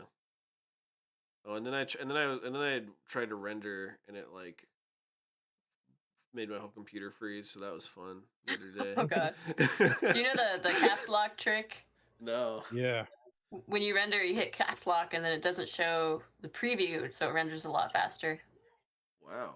Now I know the I caps learned lock that trick. from a meme, and I was like, "Wait, that's a thing." I remember that. I haven't used After Effects since like the 90s, but I remember it back. Oh, dang. Yeah. And The only downside is that when you're chatting, you'll sound, or when you're writing messages anywhere, you're gonna sound like a boomer. So. Yeah. Well, they finally fixed the masking issue. So. Did they? Yeah. What was the So instead of masking having to, when you make a matte that you want everything to be masked to, Yeah. you'd have to duplicate it and use that matte. Each layer could only have one, or that mask could only be used for one layer. So you just duplicate that layer and mask each layer. Now you can finally just have one layer that you want to mask everything to. It changed my world. That sounds like like it should have been implemented in the beginning. Yeah, they did it last year. Oh my god. Everyone was freaking out about it. They were like, "Oh, they finally did it!" It was great. Dude, That's Adobe for you. Adobe's the only company that could get away with that shit. Because everyone's just like generationally like just in the Adobe world. Yeah, I finally made the switch to Creative Cloud 2 years ago, I think. I was holding on to CS6. I still have it, but turns out Creative Cloud has some cool features. It's got some stuff. It's got a lot of stuff. I like the new. I was messing around with AI in Photoshop. It was pretty fun. Oh yeah. The AI fill. I haven't done that yet. What have you been using it for? Oh, the fill. I didn't actually do anything with it. I was just having fun messing around with it. Like I just spent like several hours just like generating and like I didn't get any actual art out of it. It wasn't successful, but it was to see what it could do. Yeah, it was cool. It's limited. It's limited. You know, it doesn't. It's not super creative, and it's also like limited in that it'll usually just generate like I don't know, photograph realistic kind of stuff. Even if you put illustrated. Can't use it for comics. Yeah. Yeah, I had this photo taken of me and my dog in our Halloween costumes. We were clowns. It was very cute. That's awesome. And but there was a bunch of stuff going on in the background. Like there was a parking lot. I was like, I want a cooler background for this, but I want to make it my profile picture on Facebook. And I tried generative fill. It was wild. I had these like multicolored curtains behind us, and like it got our shadows. It like completed part of. I was wearing these like patchwork colorful pants. Yeah. And part of them were cut off in the picture, and it just like kind of figured out what they would have looked like. It's scary. It was really good. It's a little creepy sometimes.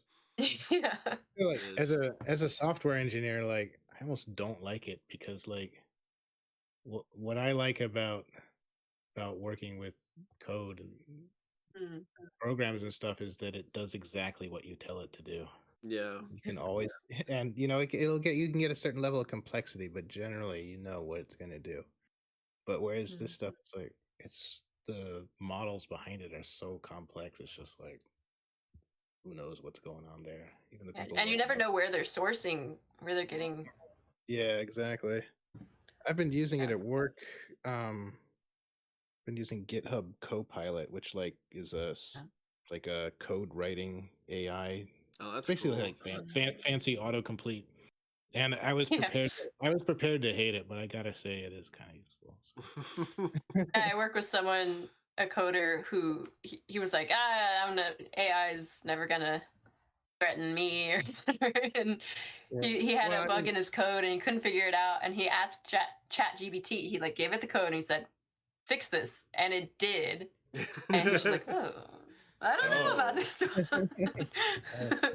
For me, it's more like I'm a bad typist. Like I never learned to type properly, so like it would be like, "Is this what you want?" I'm like, pretty close. Yeah, thanks. I'll take it. Type all that. Yes. Okay. Like it's still like even if it gives you the right information, it still needs like human. It needs massaging. Yeah, tweaking, fiddling, like finessing. It needs the human finesse to like get to make it workable, you know. Yeah. Well, and a lot of the same. Go ahead. Sorry. A lot of the same arguments against AI. Not that I'm pro AI necessarily, but the same arguments are being said that were said about computers. Yeah. Being used for animation. They were like, "What? Computer graphics is cheating. It's like gonna take all these animators' jobs," and kind of the tweener. I mean, yeah. I feel like looking forward, like individuals are going to be able to make Pixar quality films with AI. And I think that will be insane. Like that'll just be reality warping in a way that like I don't think anyone could really anticipate. And I think right now it's like it's crazy already how much it's already like changed the fabric of society. Just like AI is just integrated in everything now, but it's still like kind of like simplistic AI. It's not like general intelligence AI. That's like the next big massive game changer. I'm a little skeptical as to whether that means anything, but generally eventually AI will take over all the artist jobs and they can send us back to the mines. Do the boring jobs, not the cool ones. Exactly. We'll be picking away, fueling the robots, our overlords. Yeah, I did use. I'm not anti AI. I'm anti like unethical AI. Yeah. Because I think that it can be, I think it can cause a lot of harm, but it could also like Hmm. be a useful tool for artists and other Yeah. people. And ultimately, it could be used to make everyone's lives easier. The only problem is just like human greed. I feel like, and Yeah. like Yeah. how it's all Yeah. going to be limited and filtered through like these corporate lenses of control. And I mean, already they're trying to like control it and they can't. And there's like they're making it they're trying to they're completely limiting the usability of it and like functionality of it by like neutering it, by making it only able to like talk about certain subjects, or gets like offended and like, sorry, I have But to I've seen people like trick it though. Like you can trick it to yeah, to actually do the thing or something. but then they'll make I an don't know. update that like fixes that And then trick. yeah, right. So people, but the thing is, like, I used to use Chat GPT, but I stopped because it was like so neutered, and I just switched to like a free alternative that does the same thing, but it doesn't like restrict anything.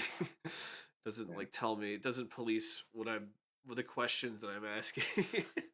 Like I wasn't even asking anything crazy. I was like, I don't even remember what it was, but I used it the other day. I'm running a D&D campaign for my kid and Oh, a couple it's nice. of their awesome. friends. But it's a gothic horror campaign called Curse of Strahd, where the Oh, I've heard big of that. bad guys. Yeah, it's pretty cool. But I had to like the big bad, the vampire Strahd von Zarovich, has a contract that he wants the players to sign. So I was sitting down to write. I was like, you know what? I bet Chat GPT would be good at this. Dry Yeah, Nice. legally stuff. it's But it great was it was for it was like writing. I can't offer any actual legal advice, but yeah, I know. Okay. That's the It's stuff that about a annoys vampire. me. It's like it's a fictional story. Like I was trying to just, But what I was doing is I was feeding it a synopsis of Awesome Man and asking for like what it thought about it, or like get feedback on the story, or like analysis of the story. And it was like, that's not appropriate because there's like violent things that happen in the uh, story. It's like it's a fictional story. It's not. Yeah. No one's getting yeah, hurt. It's not. I'm not. Dang.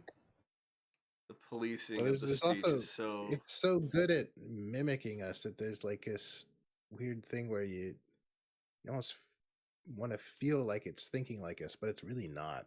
Like No. Mm. it doesn't have like an internal model of what the world is like, except in this very weird way. But it doesn't. Yeah, It's all based on the I don't know. prompt, and it's in the memories that it has, that it Yeah, forms. fancy autocomplete. Very Yeah. fancy autocomplete. Yeah. Yeah. I mean, you can get some interesting stuff from it, but it's definitely limited in its current Mm. capacity. I asked it for boring stuff, and it did a good job. What I've been trying to do is to get it to stay in character as Scrappo, and that's the toughest thing because it's Uh, like Mm. a fictional character, and I have to like keep correcting it and adjusting it, and like telling it when it does something right or wrong, or like telling it to shorten its responses because it generates like a whole ass paragraph for like every question. Um, but it's close. So it's I feel like it ranges from like completely in character to like to like not, or just like way too, I don't know, weird or one way or the other. It's a balancing act, but the annoying thing though is that it doesn't retain its memory. So like yeah, I'll have to reset every that's now the and big then, thing. and then it's like all the stuff that I just like all the notes that I gave it are just gone. So to start from scratch, but it's improving, I think. Just Gotten AI in general. a lot. Yeah, in the past year alone, just improved a lot. Yeah. I mean, where do you see it going in like 5 years? Where do you think it's gonna be? It's so hard to predict at this point, Right? but I still I feel like with the approach that it's taking right now, we're not going to see think of the change we've seen in the past year or two, like how enormous that is. I don't think we're going to see that same pace again, just Mm. with how these models are. Like, I don't think we're going to reach what they're calling AGI anytime soon. I feel like we're going to start to realize the limits of this approach and understand them better. I wonder if It's it's still like going to be useful. It is useful, but like, yeah. will it be useful for everything? No.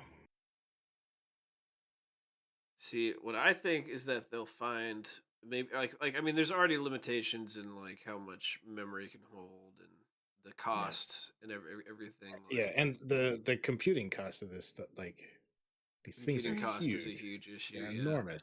Yeah, if they're not efficient. yeah, yeah. I'm wondering if like a new like one of the cutting edge like new kinds of computing will be able to like mitigate that uh somehow, you know. like hardware stuff, like Yeah, like a quantum or yeah, like a whatever. quantum Yeah, computer could like because quantum computers can do like you know a lot more calculations with a smaller operating like unit than classical computers can, and they're getting and right. they're I have a those are improving like every year. Yeah, Like my humans, brother-in-law works on that stuff, really, and that's fascinating. yeah, he's a physicist.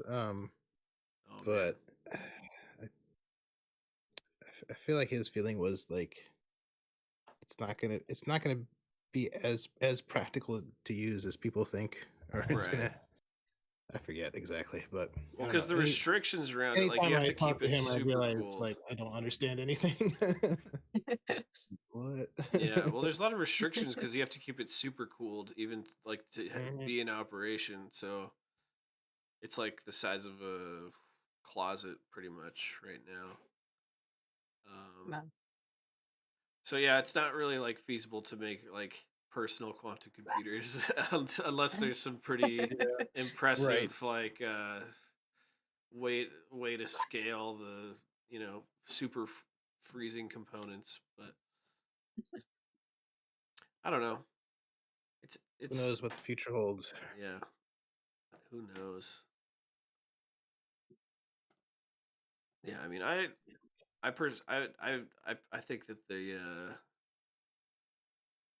that there's like factions like that have some pretty advanced tech. It's like the whatever the black budget projects of like the like the U.S. government is like has some really crazy stuff going on because they just can get all the best scientists and they have trillions of dollars and unlimited pretty much black budget, and then there's like the unaccounted for.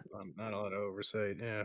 No oversight. Yeah, there's tons of deep underground military bases, like literal entire city-sized compounds, dotted all over the country and the world. Uh, I think a lot of UFOs that are being seen are like military craft, like the Triangle, the TR-3Bs and stuff. So There's also like, yeah. who knows what kind of like other developments and technology they have behind the scenes, like AI and computing and all that sort of stuff.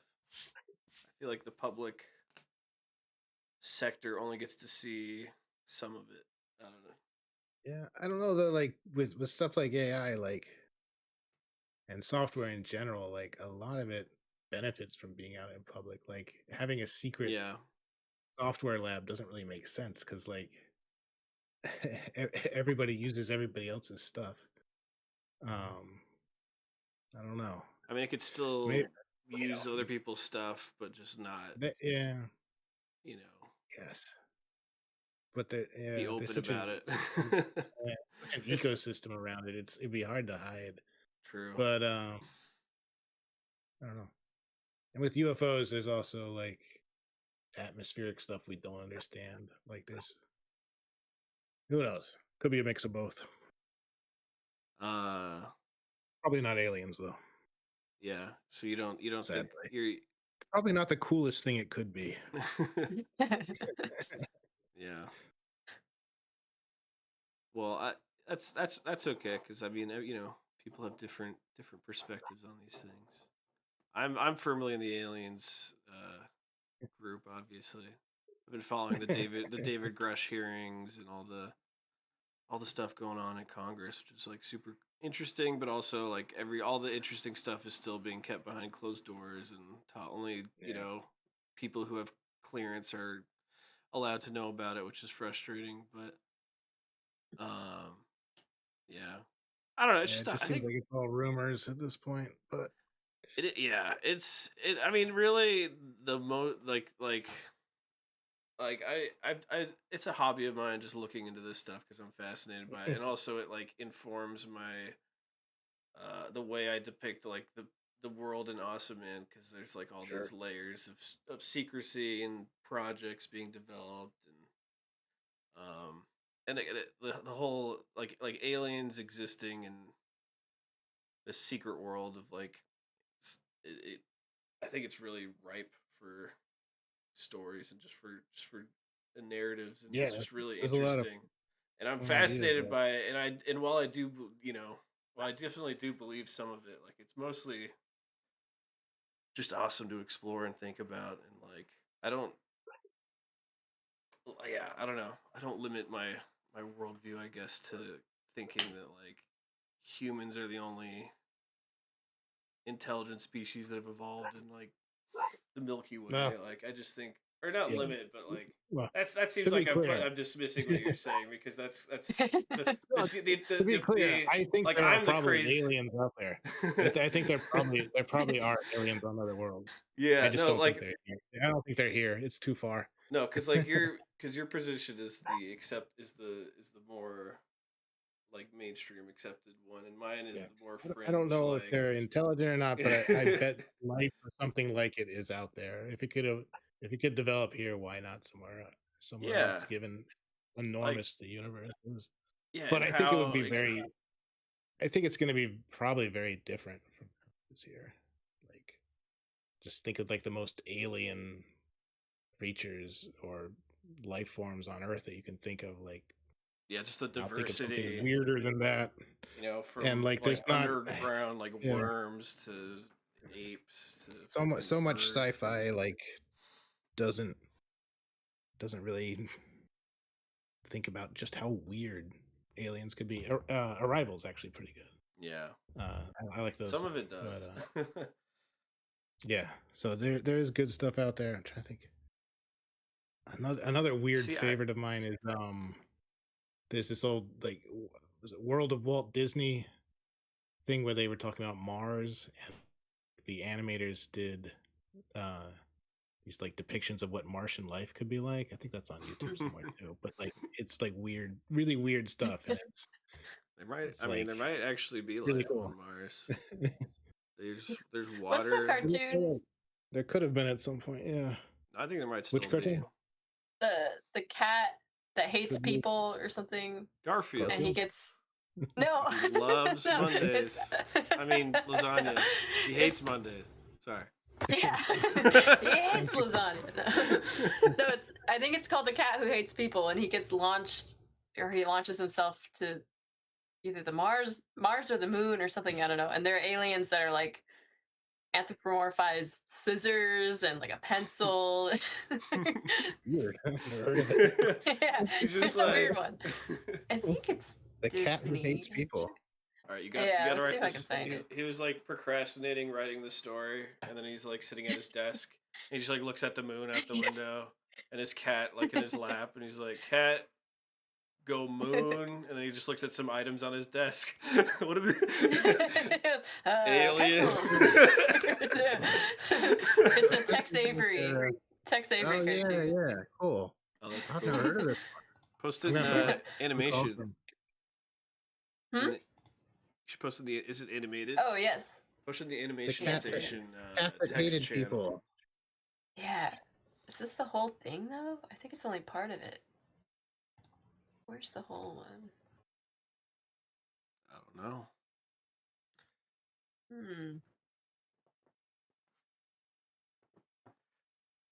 Okay, I was gonna say about the aliens, like how it's weird that the depictions of them are mostly humanoid. I think it kind of makes sense that like that evolution would lean towards like a humanoid as like just a thing to evolve into, just that shape, because it's like Well, as a two humanoid, you would legs. think Well, two legs on the ground. You know, that's like the minimum needed for like support. You know, to hold yourself up, because one would just be awkward, and then two, and then like you know, two manipulating limbs. but like, Kind of just makes how many sense. how many times has that evolved on Like our that's the world? minimum. Well, Or that that's can the sort of minimum like amount. Well, some people think about it four-armed this way, like, species, four-limb species are super common. It's like most yeah, but most vertebrates. they all descend from one. So like you can think about it this way, like, given a prerequisite, how likely is something to evolve? So if we will look at, like, given the prerequisite of a four-limbed animal, how likely is like the snake form to evolve? Mm-hmm. Very likely. It's happened a whole bunch of times. Yeah. But like, given, you know, given say like a basic cell, or a complex cell even evolving, like how likely are, mobile animal forms to evolve? On Earth, it looks like they only evolved once, maybe a Just couple once. times.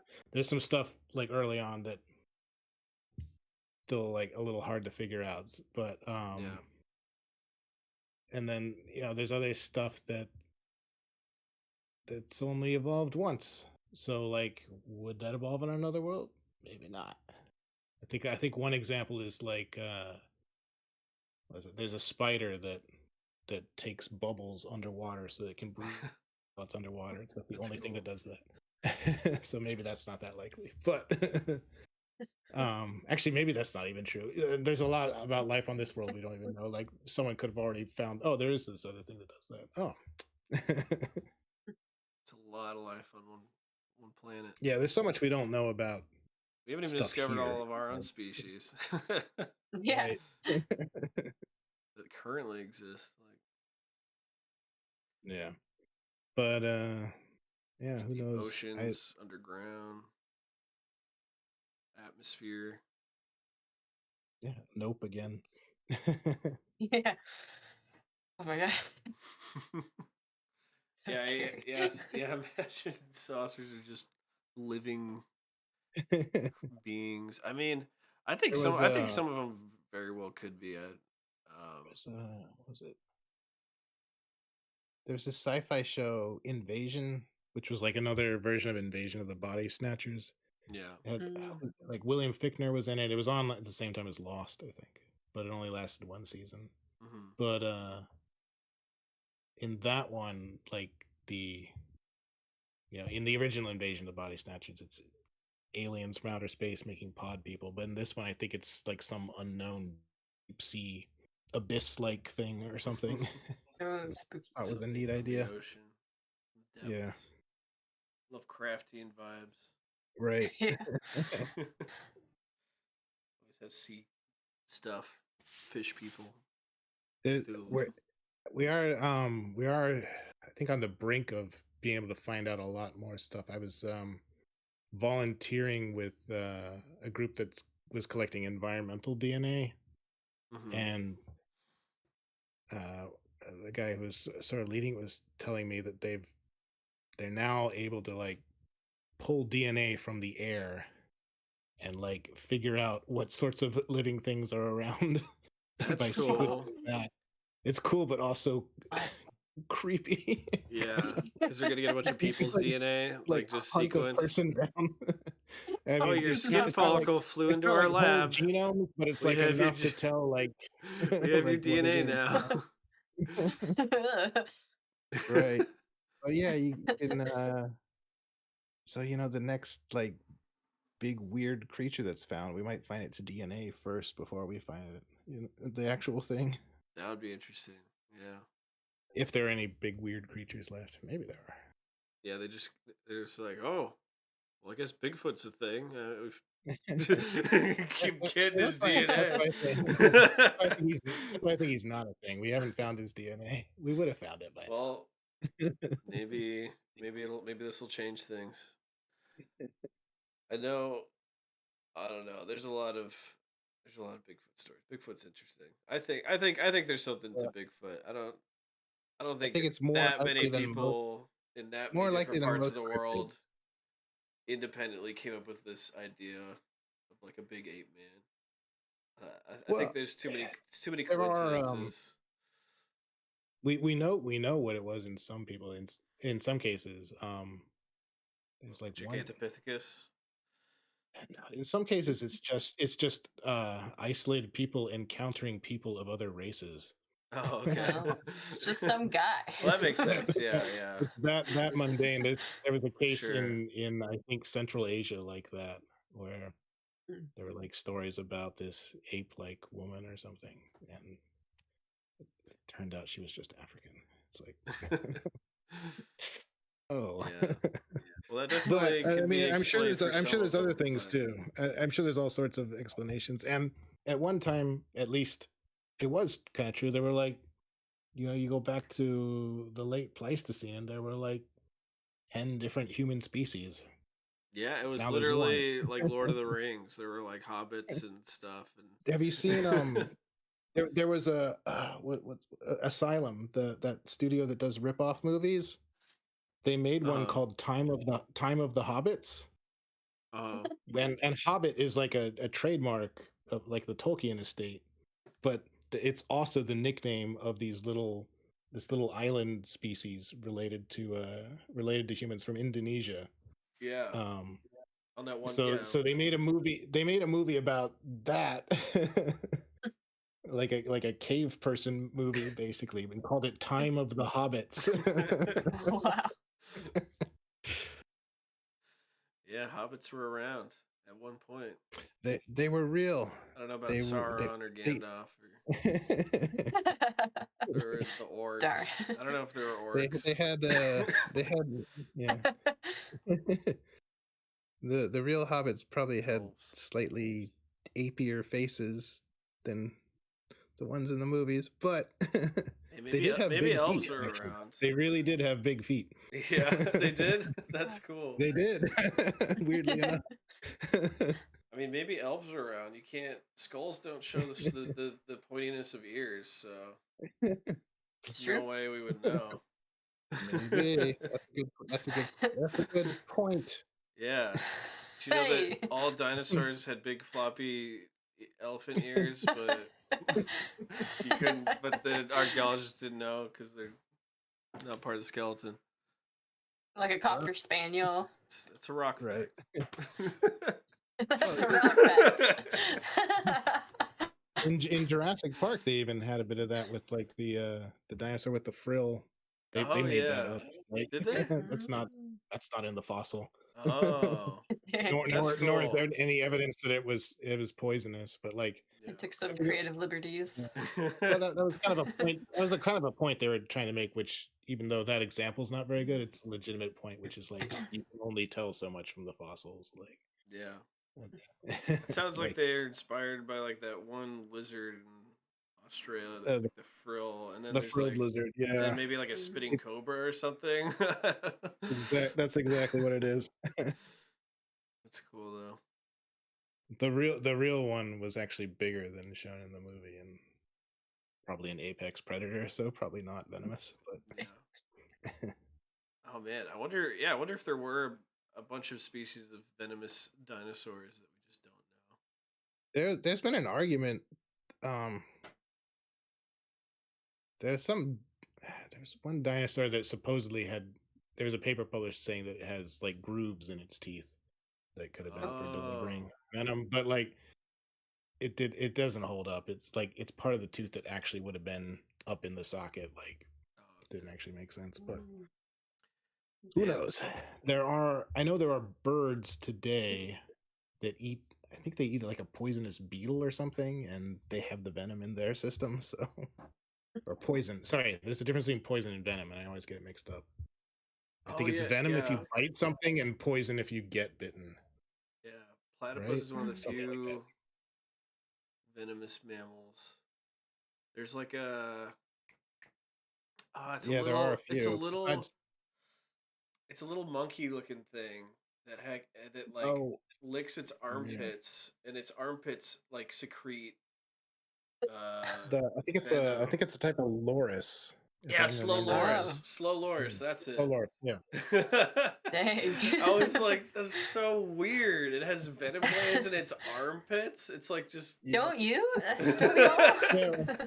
we have stink glands. That's actually one of the. That's what that is. It could be toxic for certain people. I wrote this chapter about human evolution for a book a while back, and I learned while doing that having stinky pits is actually a trait we share with chimps and gorillas, but not other primates. Like our two closest cousins. Orangutans don't got stinky pits. Orangutans do not have stinky pits, and they are actually a little bit further. They have stinky chests. Oh, okay. Oh. Interesting. It's called the axillary organ. That's what makes your pit stinky. Wow. So it's Dang. just what to like release pheromones and stuff, or Yeah, pretty Okay. much.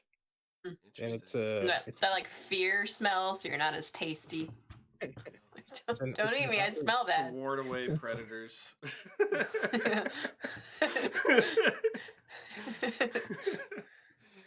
But now it just wards away people that would stand near you at anime conventions.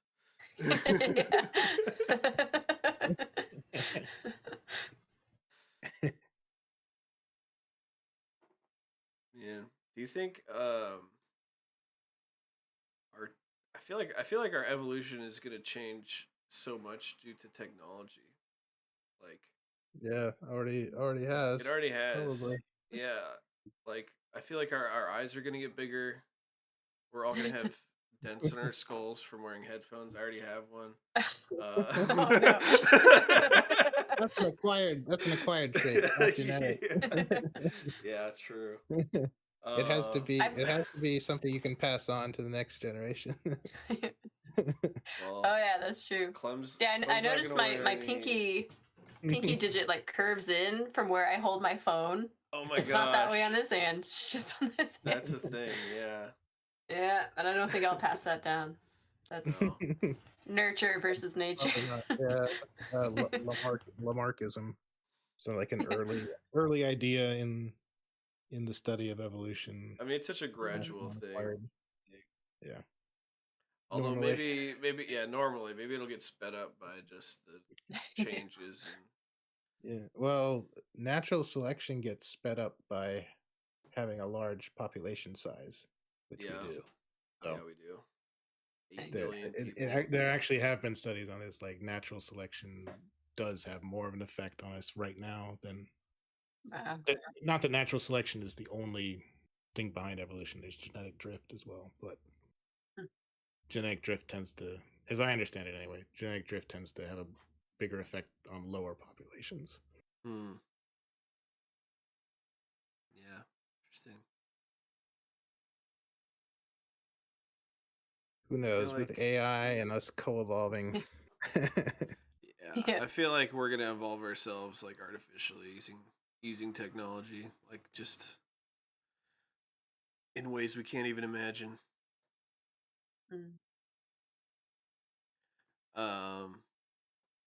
I mean, it's kind of just like uncontrolled right now. Just like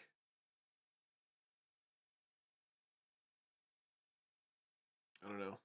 It's almost it's just like the internet and everything. It's just kind of warping society, and there's no one's really steering the ship.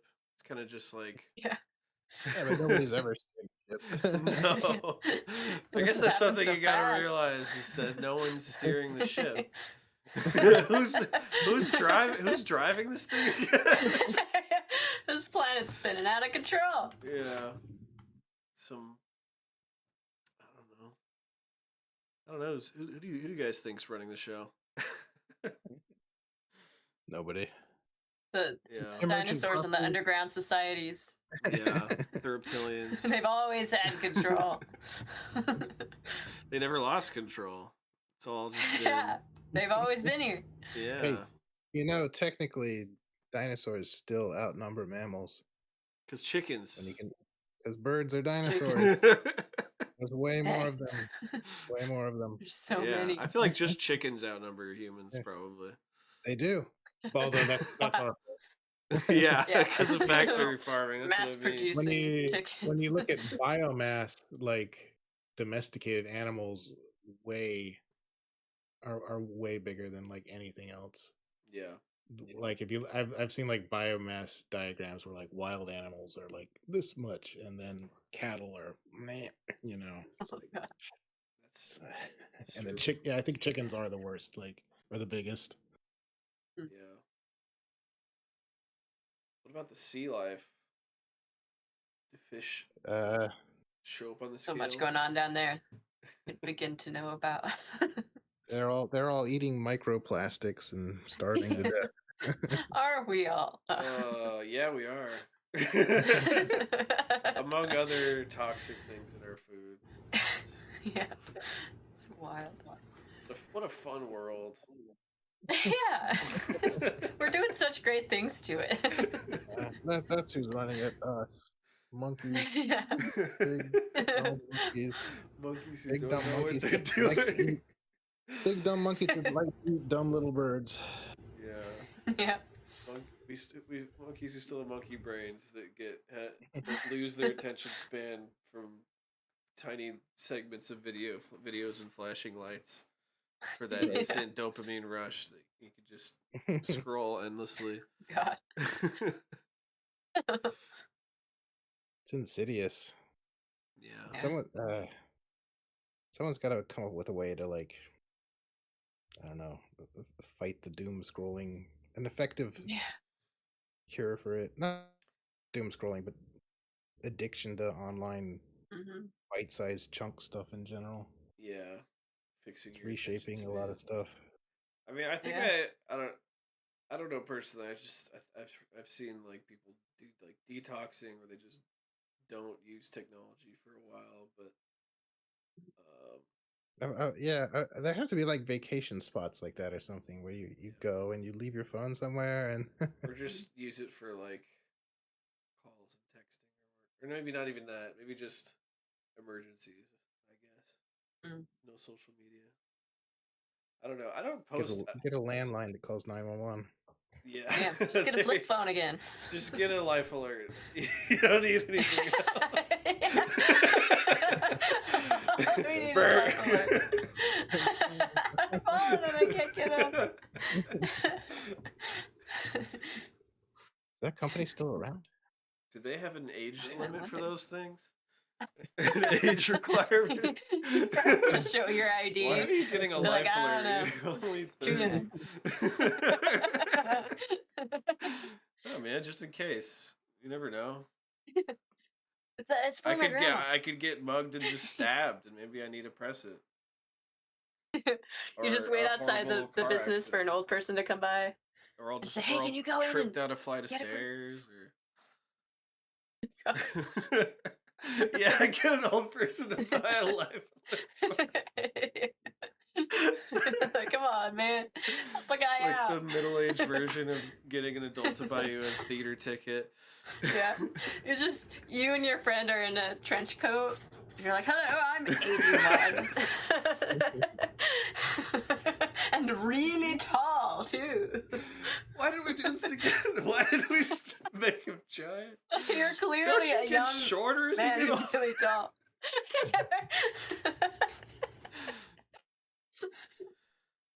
Oh man. You guys see any good movies or shows lately? I finally saw the Barbie movie.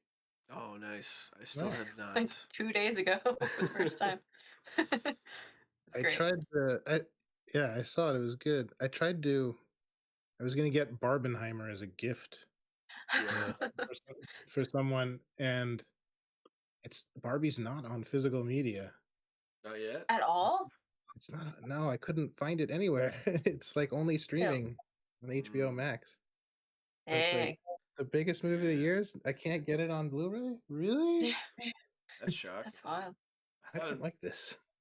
I mean, is it maybe just not out yet, or is it just they just don't? I feel like plan it's on just.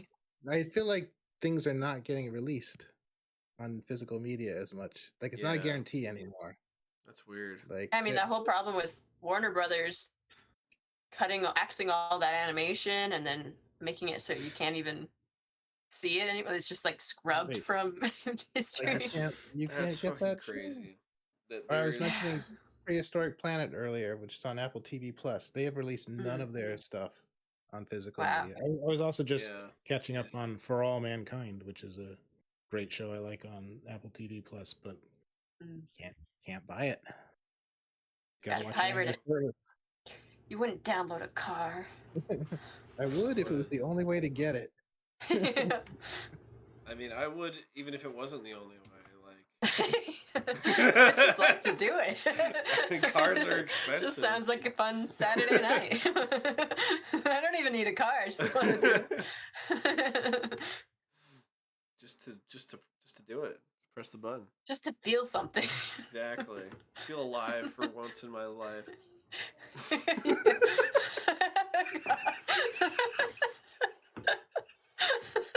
That's so dark.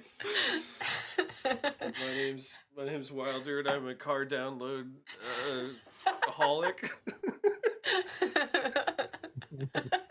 Just got something to fill that void. Car's pretty big, so I thought it would do that, but the void's still there. It's a car-sized void. Car-sized hole. What are we talking about? Oh, how streaming sucks. Yeah. Because they take animations streaming. off that like Yeah. But yeah. Final Space. well not streaming. I mean streaming sucks in other ways, but streaming services. Streaming itself is Yeah. awesome. Like watching what I want when I want to watch it. That's great. Yeah. Yeah, it started I off love so it as good. a consumer. Yeah, it's like, Like, oh, what is I don't have if to I own gotta all yank these stuff and movies. control everything, then yeah. Yeah. You're like, Yeah. oh, it's a tax write-off now. You just assume I that live it's gonna be there forever. Yeah. I live right across from Vidiots, which is this video store that was around since the 80s in Santa Monica. Then they closed down and they reopened as a nonprofit. So it's a video store and movie theater in Eagle Rock. Cool. Yeah. What's an Eagle Rock? And Yeah. it's really, it's right like almost across the street from me. And Just it's dox yourself. Check that it's out. so cool. Yeah, I know. Yeah, good luck. Literally across the street is like an auto shop or something. But That's where you live. Where you can download cars. yes, as you can see, I'm at an auto stuff. But it's such a it's a cool experience just going in and browsing and I'm like, oh yeah, this was great. Why'd we get rid of this? But then watching stuff whenever you want is also great. So I don't know. It's at your It's fingertips. it's nice to have both. I don't like it when you don't have both. They should both exist. There's, Yeah. I mean, I guess it's just a demand thing. Mm-hmm. There's not enough people that would. Yeah, go I to mean the video video store stores to has to keep be a them nonprofit afloat. now. Like Mm-hmm. they're not Yeah. a business. Yeah. I was lamenting about how much I miss Borders. That used to be in our mall, because then you'd go like get your movie tickets, and then while you're waiting for the movie, you go into Borders and read the books, and then you go to the movie. And I was like, oh, that's probably why they're not in business, because I never bought the books. I just Oh. hung out. On Amazon. Oh no. Yeah. And then you're like, Yeah. wait, I can't hang out at Amazon. No, you can't just go into their warehouses and hang out. You'll get the employees away and they'll kick you out. Yeah. Dang. Or get in the robots' way. Help them fill out Yeah, their pee bottles. Yeah. Oh, Yeah, God. you'll knock over their pee bottles and they'll get mad at you. Oh, what a dystopic world we live in. Yeah. But also cool in some ways. Like Amazon is kind of cool. Like It's pretty I need convenient. something. I don't want to leave my apartment and go get it. I love not leaving my house. This green It'll be screen, here I didn't tomorrow. have Really? it, or That's I didn't have it amazing. last week. There you go. I Then just a nailed drone it up dropped it off. yesterday. I think I have the Exactly. same one in my kid's bedroom. Like it is a good service. Just like I don't know. I feel like they could still be a good service and not treat their employees like shit. Yes. Yeah, there's I don't gotta think be those a are mutually halfway point. exclusive. There's gotta be. There's no way, like, you pay $0 in taxes and you're the most one of the most profitable companies on the planet, and Mhm. you're not like able to just pay a Yeah. normal wage and not treat your Yeah. employees like flesh robots, because they're not. They're people. They can't, like, they Yeah. have them literally they've literally programmed people, because they have like, do this task for 5 minutes, 30 seconds to do this. They time out everything, and they literally treat people like just meat puppets to pilot around Yeah. and like be as efficient Oh, God. as possible. They're doing jobs that robots should be doing, quite frankly. That Mhm. probably will be doing soon, but Yeah. right now it's just minimum wage workers. Yeah. What a mess. Yeah. One day, hopefully, we'll get it all sorted out. Yeah. Someday. I feel like that's not gonna happen. I feel like it's just gonna keep getting worse and not get Yeah. sorted. And then they're gonna Yeah. like fumble to like try and do something, but it's like way too late, because they should have been building the infrastructure for like the mass layoffs like way before that. And Oh, it's just boy. gonna result in a Yeah. lot of people without jobs and Yeah. no safety net. And It's gonna be a great time. yeah, great time for us. Once the homeless population reaches a tipping point, Yeah. maybe just storm on whoever they need to storm on. I don't know. Mhm. We'll just disappear him. Take him underground for experiments. Yeah. Into the dinosaur cities. I heard that a big chunk of the San Francisco homeless population just disappeared overnight recently. What? or like in preparation for like some big event, like the Oh, Chinese they president got was visiting or something. relocated. Yeah. They just got shipped somewhere else. Who knows where? But Yikes. that kind of stuff happens all the time. It's scary. It is. Yeah. I think I've driven by while it was happening in LA somewhere. Yeah, they're always like just. They have like. I don't know. Shanty towns. Homeless Mhm. villages They're popping up everywhere. all over. Yeah, Yeah. Tent cities. yeah. Dude, our country's so ass backwards. My God. Yeah. Just like, I don't know. I don't know. That's something that I put into my art. It's just like, I don't know, the direction that I see things going. Just like Mhm. homelessness and the late stage capitalism, corporations just Systems of power. yeah, just doing whatever they want, Yeah. working alongside the government, because lobbying's legal, or what is it? No, bribery's legal. Right. All the way Lobbying, up to the Supreme Court. yeah, pretty much, Too much. yeah. But was it ever different? I don't know. I mean, how long? Certain things are probably better now than before, or vice versa. But Mhm. I mean, there've been some pretty corrupt. There've been some things improve in some ways and get worse in other ways. It's Yeah. like, I don't know, like the Harding administration was supposedly crazy corrupt and stuff. Like, it's not great now. I'm not saying that, but Yeah. it might have been worse at some point. I don't know. It could be better. That's for sure. I think, yeah. Oh man. Yeah, politics is insane right now. It's so like just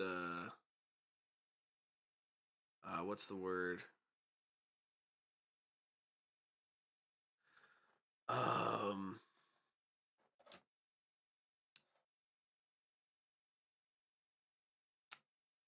it just pits people, or it's just, I don't know, Us it's versus them. yeah, it's just pitting everyone against each other when like there's so people have so much more in common than than they realize. Yeah, I mean, I think the news is incentivized to Yeah. post divisive stuff too. Yeah. Fear It's cells. divisive. That's what I Anchor was cells. thinking. Yeah. It's just like red versus blue, just like pitting races against each other, pitting genders against each other, pitting, I don't know. Generations. Yeah. Yeah. Really, I feel like the biggest issue is the class system, the class divide.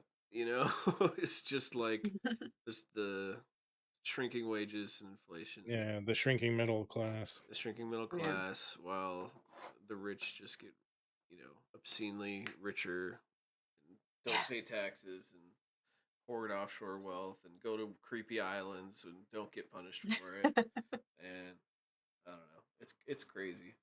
It's crazy stuff. It's kind of a bummer to talk about though. So I don't know. I don't That's know why how we to make deal art. with it. Yeah, I just like. I feel like I'm just escaping a lot of the time, or just, but at the same time I'm not really escaping because I'm just like exploring the same ideas that I see in reality. Working through them. Yeah. Sometimes I worry that it's like too grim. Like it's like it's like you keep thinking the story's gonna like go up and it's gonna be like a more classic like superhero Going down. story, but it just keeps getting more complicated and there's just more and more like I don't know levels. There's it like I don't all these different forces at play that are like using each other, different shades of gray, just of different justifications for their actions. Like it's complicated as fuck. I don't know. I think a lot of this our problems could be solved by like technology that is being withheld from us. But Yeah, basic technology like housing. that yeah, that too. We don't need more luxury apartments. We need affordable housing everywhere. Affordable, like Just want to exist. decent housing. Like not bare minimum. Safe, healthy. Like freaking. Like I don't know, barely functioning buildings with like thin ass walls and like. Yeah. Imagine how the world would change if everyone just felt safe. Like, there's How would this you even fear that's accomplish driving that? us. Safe from what exactly? Like From poverty, from Oh, homelessness, from yeah. Imagine if And everyone then, just like- had like a safety net. How crazy that would Yeah. be. like how stress like makes people fight, and it's just True. I've got a lot of Health family problems. in Norway where they do Mm. have a much healthier safety net, and like I'm it's tempted just to universal move health there. care. it's so nice there. So, Yeah, yeah. The it's healthcare almost a little system, boring, but it's nice. dude. Boring is It's a good. I would take boring, but Yeah. it's a gorgeous place. Even the people in power, like, they're fighting because, or they're doing what they do because they fear losing power or losing the money that they have or losing their position. It's like, work on yourself and stop bringing us into this.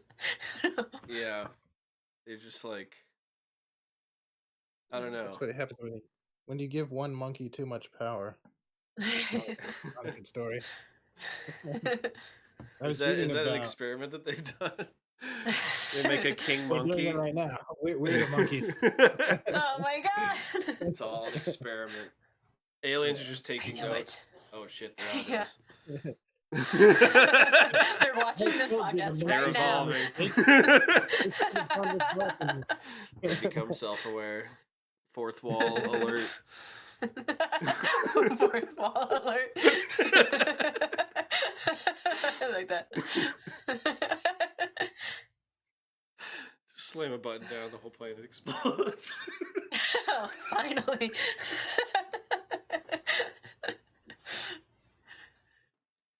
Yeah, if I ever get back to working on this comic, the caveman one, like Yeah. one of the themes I wanted to sort of explore was like egalitarianism versus, one person having more power. Because back in, hunter-gatherer times, it's generally pretty egalitarian. Like, you didn't like this person, you move somewhere else. Like, and to this day, like I've been reading about like modern hunter-gatherer groups, like that's kind of the spirit. Like, oh, this person sucks, I'm gonna go over here now. And Yeah, you tend to, but there were like some I wonder if that there's changed societies due where there to was more of a agriculture. hierarchy, and it's usually because there's like some resource that's in just like one area, so people can control access to it.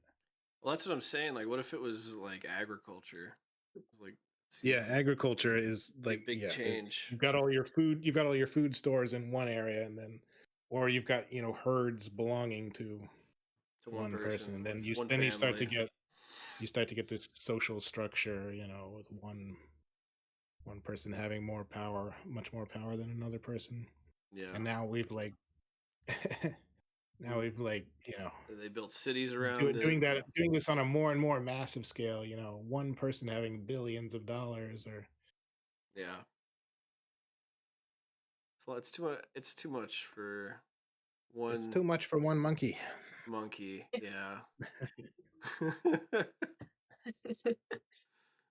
especially Elon, the monkey. Elon monkey.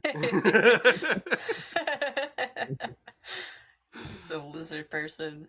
Man, it's kind of crazy just how over the years my just view on him is just diminished, like it's downward trajectory. It's just like, oh, cool guy. He wants to make electric cars to help with the pollute environment, and he wants to go to Mars so we don't have all our eggs in one basket.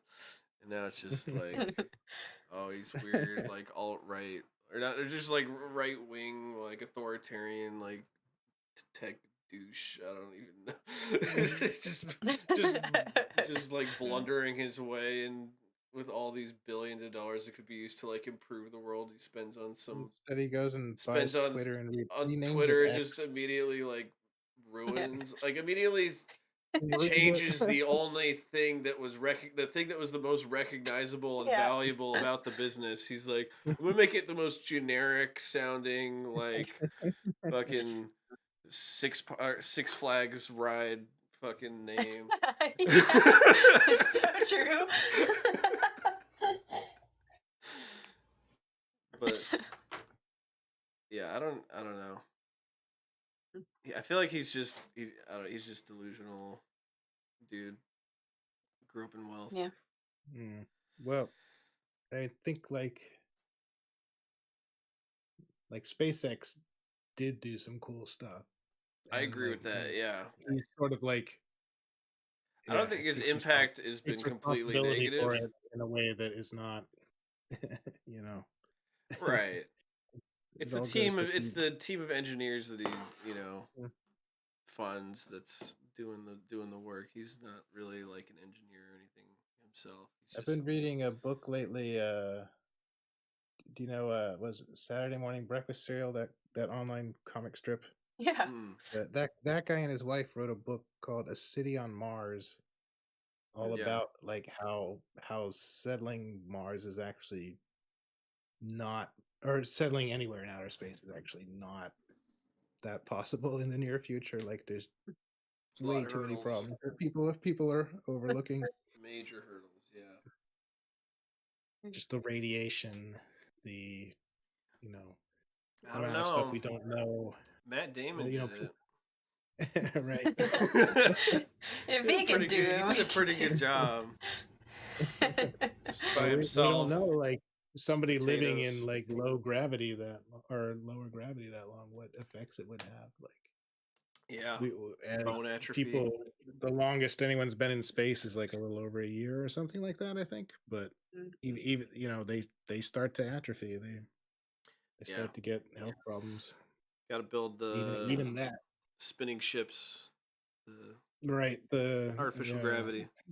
Back to 2001. They got the solution there. Yeah, running around that. Yeah, I mean the solution's been around. They just haven't, I guess, implemented it. It just costs too much. Yeah, with not enough ROI.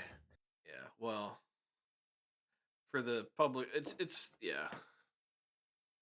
For NASA, man, you know what's crazy is the Air Force has its own space program that has Space Force. Well, now it's Space Force, but originally it was the U.S. Air Force space program that had like. Oh right. It had like a much bigger budget than NASA ever did, and they did a lot of missions up in space. So who knows what kind of stuff they actually got up there, away from the public eyes, sorts of crazy stuff. I've seen like these videos about planes that can literally go into space. Like just it's not like a rocket like straight up, but like just keep going up in the upper atmosphere. Space planes.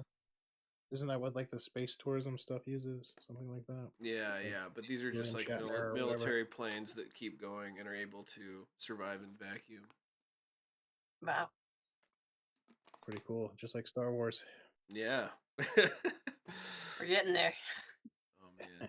Star Wars.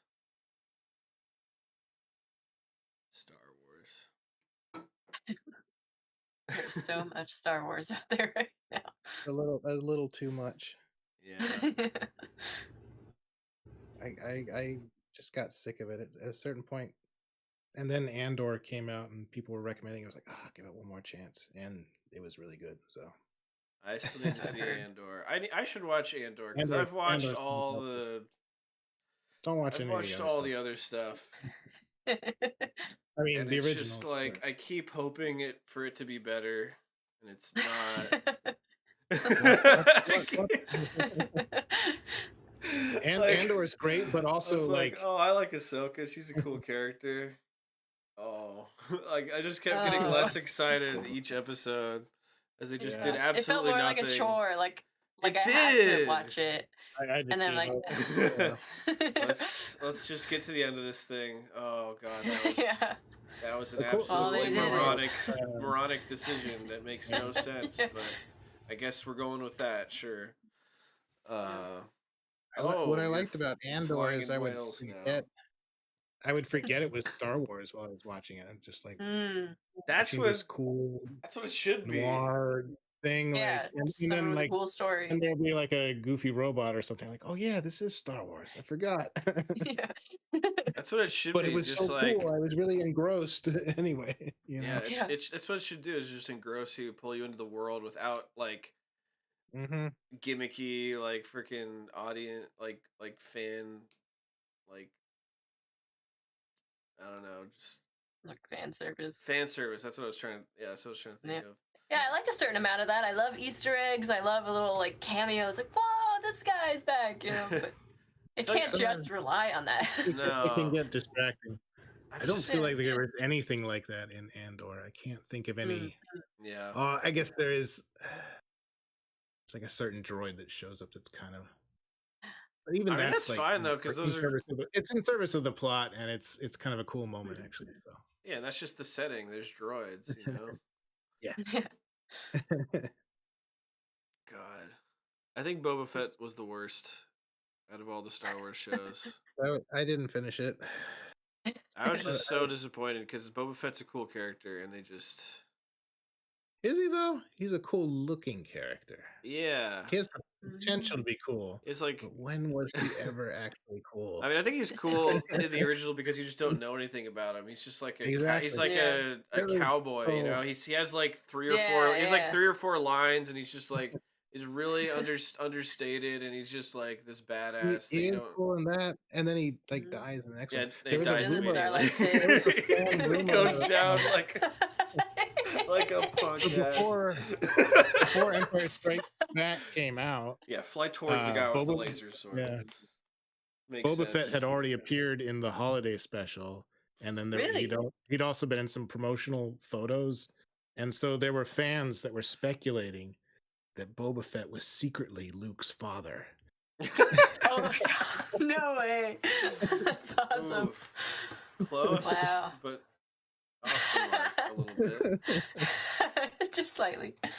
Oh, that's so interesting. Yeah. Well, when they first wrote Empire Strikes Back, they didn't make Vader his father. Like, it was like the first draft of it didn't include that at all, and like George Lucas later was like, "This needs something." Oh, what a twist! I'll figure it out later. And sister. They didn't earlier. make that up until they were writing Return of the Jedi. Like, this needs another one. We need another twist. Worked really well. I think one of the writers, Luke was originally supposed to have like another person who was his sister. She was supposed to show up. Oh, interesting. Oh, dang. They just made it Leia. Yeah. Which then you go back and watch the first one, and like, why doesn't Vader pick up on that when he's interrogating her? Yeah. True. Although I was I guess you wouldn't know. I'm a big fan of they made these radio dramatizations of the original 3 movies back in the day. They're really good. They have like extra scenes, like extra parts of the story, and they have Vader interrogating Leia, and in it he pretends to be her father, Bail Organa. Like, he drugs her and like tries to convince her that he's father, so she can tell him the secrets or whatever. That's so weird.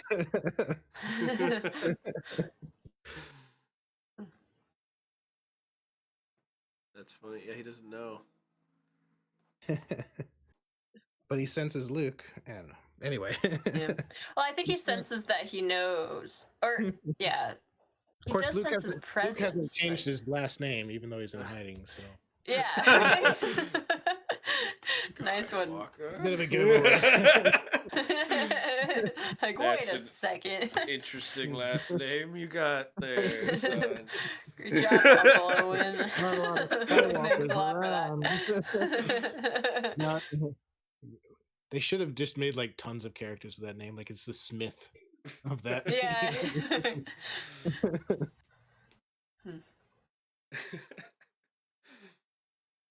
Just imagining Darth Vader like looking up like all the Skywalkers like in the galactic database or something.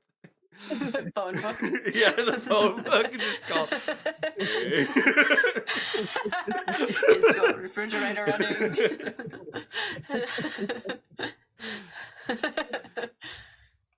I mean, he didn't think he had any family because he just assumed Padme died and they didn't have any kids. Mm-hmm. Yeah. Man. I don't know. You can't think about Star Wars too hard. No. Yeah. Because then you just start thinking Just about enjoy those it while new it lasts. movies. And Just somehow have fun. Palpatine returned.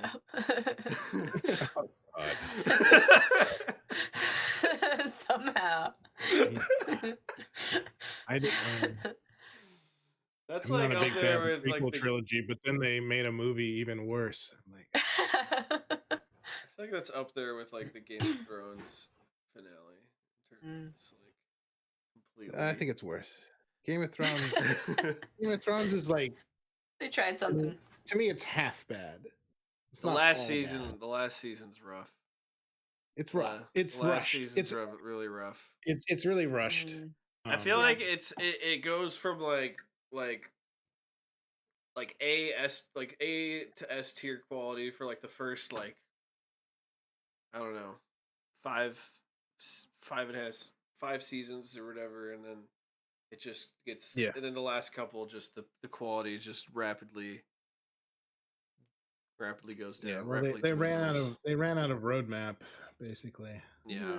They needed that Yeah, George R. Martin. they could not carry it on roadmap. their own at all. And then they were like, "We're hot shots now. We're gonna go make Star Wars, and we're gonna." They were gonna make a Star Wars movie. That's right. we don't. Like, HBO's like, please, you could have more episodes if you want. I know it's gonna take a lot to wrap up all these loose. No, only I don't even know. Do they have 10 or 9 or something like the last season? Or 8? Oh, yeah, not as many episodes. I just Yeah, but remember it higher was budget. super per short. episode. Super short. I mean, if they had higher budget, it didn't even pay off because you couldn't even like see anything like that. They should have ended it with the Night King just taking over all of Westeros. I would have preferred that ending, honestly. That would have been so good. At least they should have gotten the King's Landing. If they had gotten the King's Landing, that would have been pretty badass. That would have been sick. Mm. Yeah, they should have. They killed him off too soon. They should have killed everyone. They should have like. Yeah. Just a few people the whole planet. escaped to Essos, and they're yeah, that's it. Westeros is gone. Westeros is now And just zombie the ending land. shots are just the dead roaming through all these landmarks. That would have been great. And then the dead start having their own politics. Sequel series.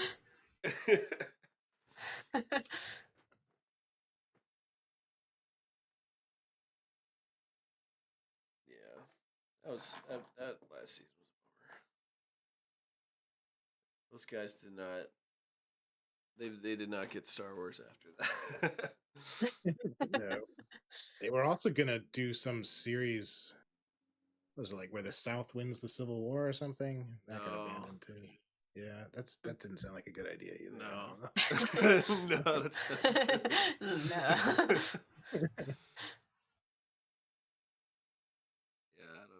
I don't think they have the writing like nuance to pull off a story like that. They did a good job while they had the writing material. Yeah.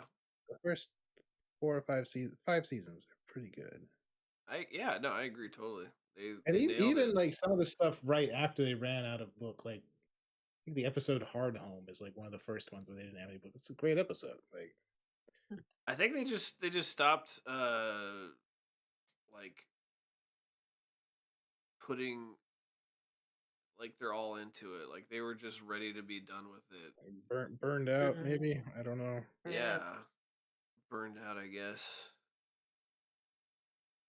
What are they working on now? The 3-Body Problem. That's their next movie. Wait, is it a movie? Oh, it's a TV series. It's a book.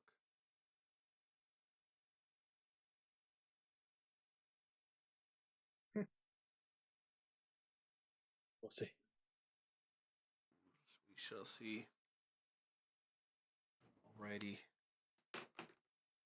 Well, we've been streaming for 3 hours now, so if you guys want, we can wrap things up. Yeah, we podcasted. We did it. We podcasted. We did a great Let's job. go. Yeah. That was fun. Yeah. Had a kick Thanks out for of it. having me. I've never podcasted before, so yeah. Oh, really? It's your first Thanks. podcast? Awesome. Yes. This is kind of I podcasted once, sort of, but it was pre-recorded and then edited down. It was just audio. So, Okay. Yeah. new experience. First visual audio podcast. Yeah, Awesome. it's cool stuff. Yeah, we had a good amount of viewers the whole time. Ranged from Nice.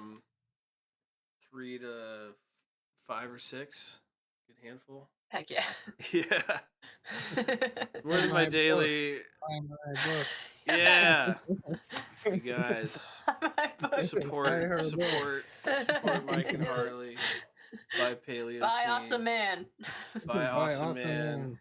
PDF, In like PDF, $2 or something. Yeah, buy the PDF or wait until. And then print it out yourself and then tape it to your window.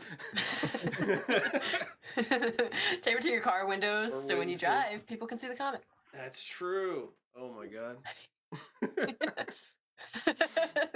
Don't worry about visibility. You'll get there safe. Just cover the whole car. Yeah. In the comic, the original pages. Oh no! Just Mod Podge. The Awesome Man van. Hey, the Awesome Man.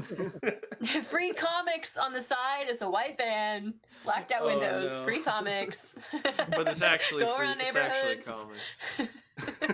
Yeah. Oh man. Oh yeah. Also, I was gonna say, just open invite if you guys have want to hang out at any point in the Discord.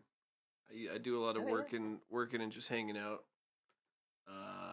during my daily streams of Awesome Man inking, lettering, and heck yeah, penciling and whatnot. So yeah, nice. open invite. I'll be in penciling and inking mode later this year. I'll try and drop in. Yeah, that'd be awesome. Cool. Well, thanks. Yeah, thanks so much, you guys, for showing up to the first episode of the Resurrected Omnis Oddcast. Heck yeah! Thanks for inviting me. Yeah. Thanks for having us. Yeah, I hope you guys will be back someday. Then I don't know what episode, but have some more existential crises. Yeah, if you guys are doing any Kickstarters or something, and hit me up, we can help you promote it. Be on the Oddcast again. Yeah, I might have one later. We'll see. Alrighty, we shall see. Yeah, you're doing another one soon, right? Yeah, I'm scripting it now, so hoping to have it done this year. We'll see. Yeah, I'll have a campaign this year, maybe next year. We'll see. Yeah. Nice. Yeah, follow these guys on social media. Do you guys have socials or like what's it called? I don't really use Twitter anymore, so now what do I? Yeah. I'm on Threads. Do you have any link trees with like your socials on them?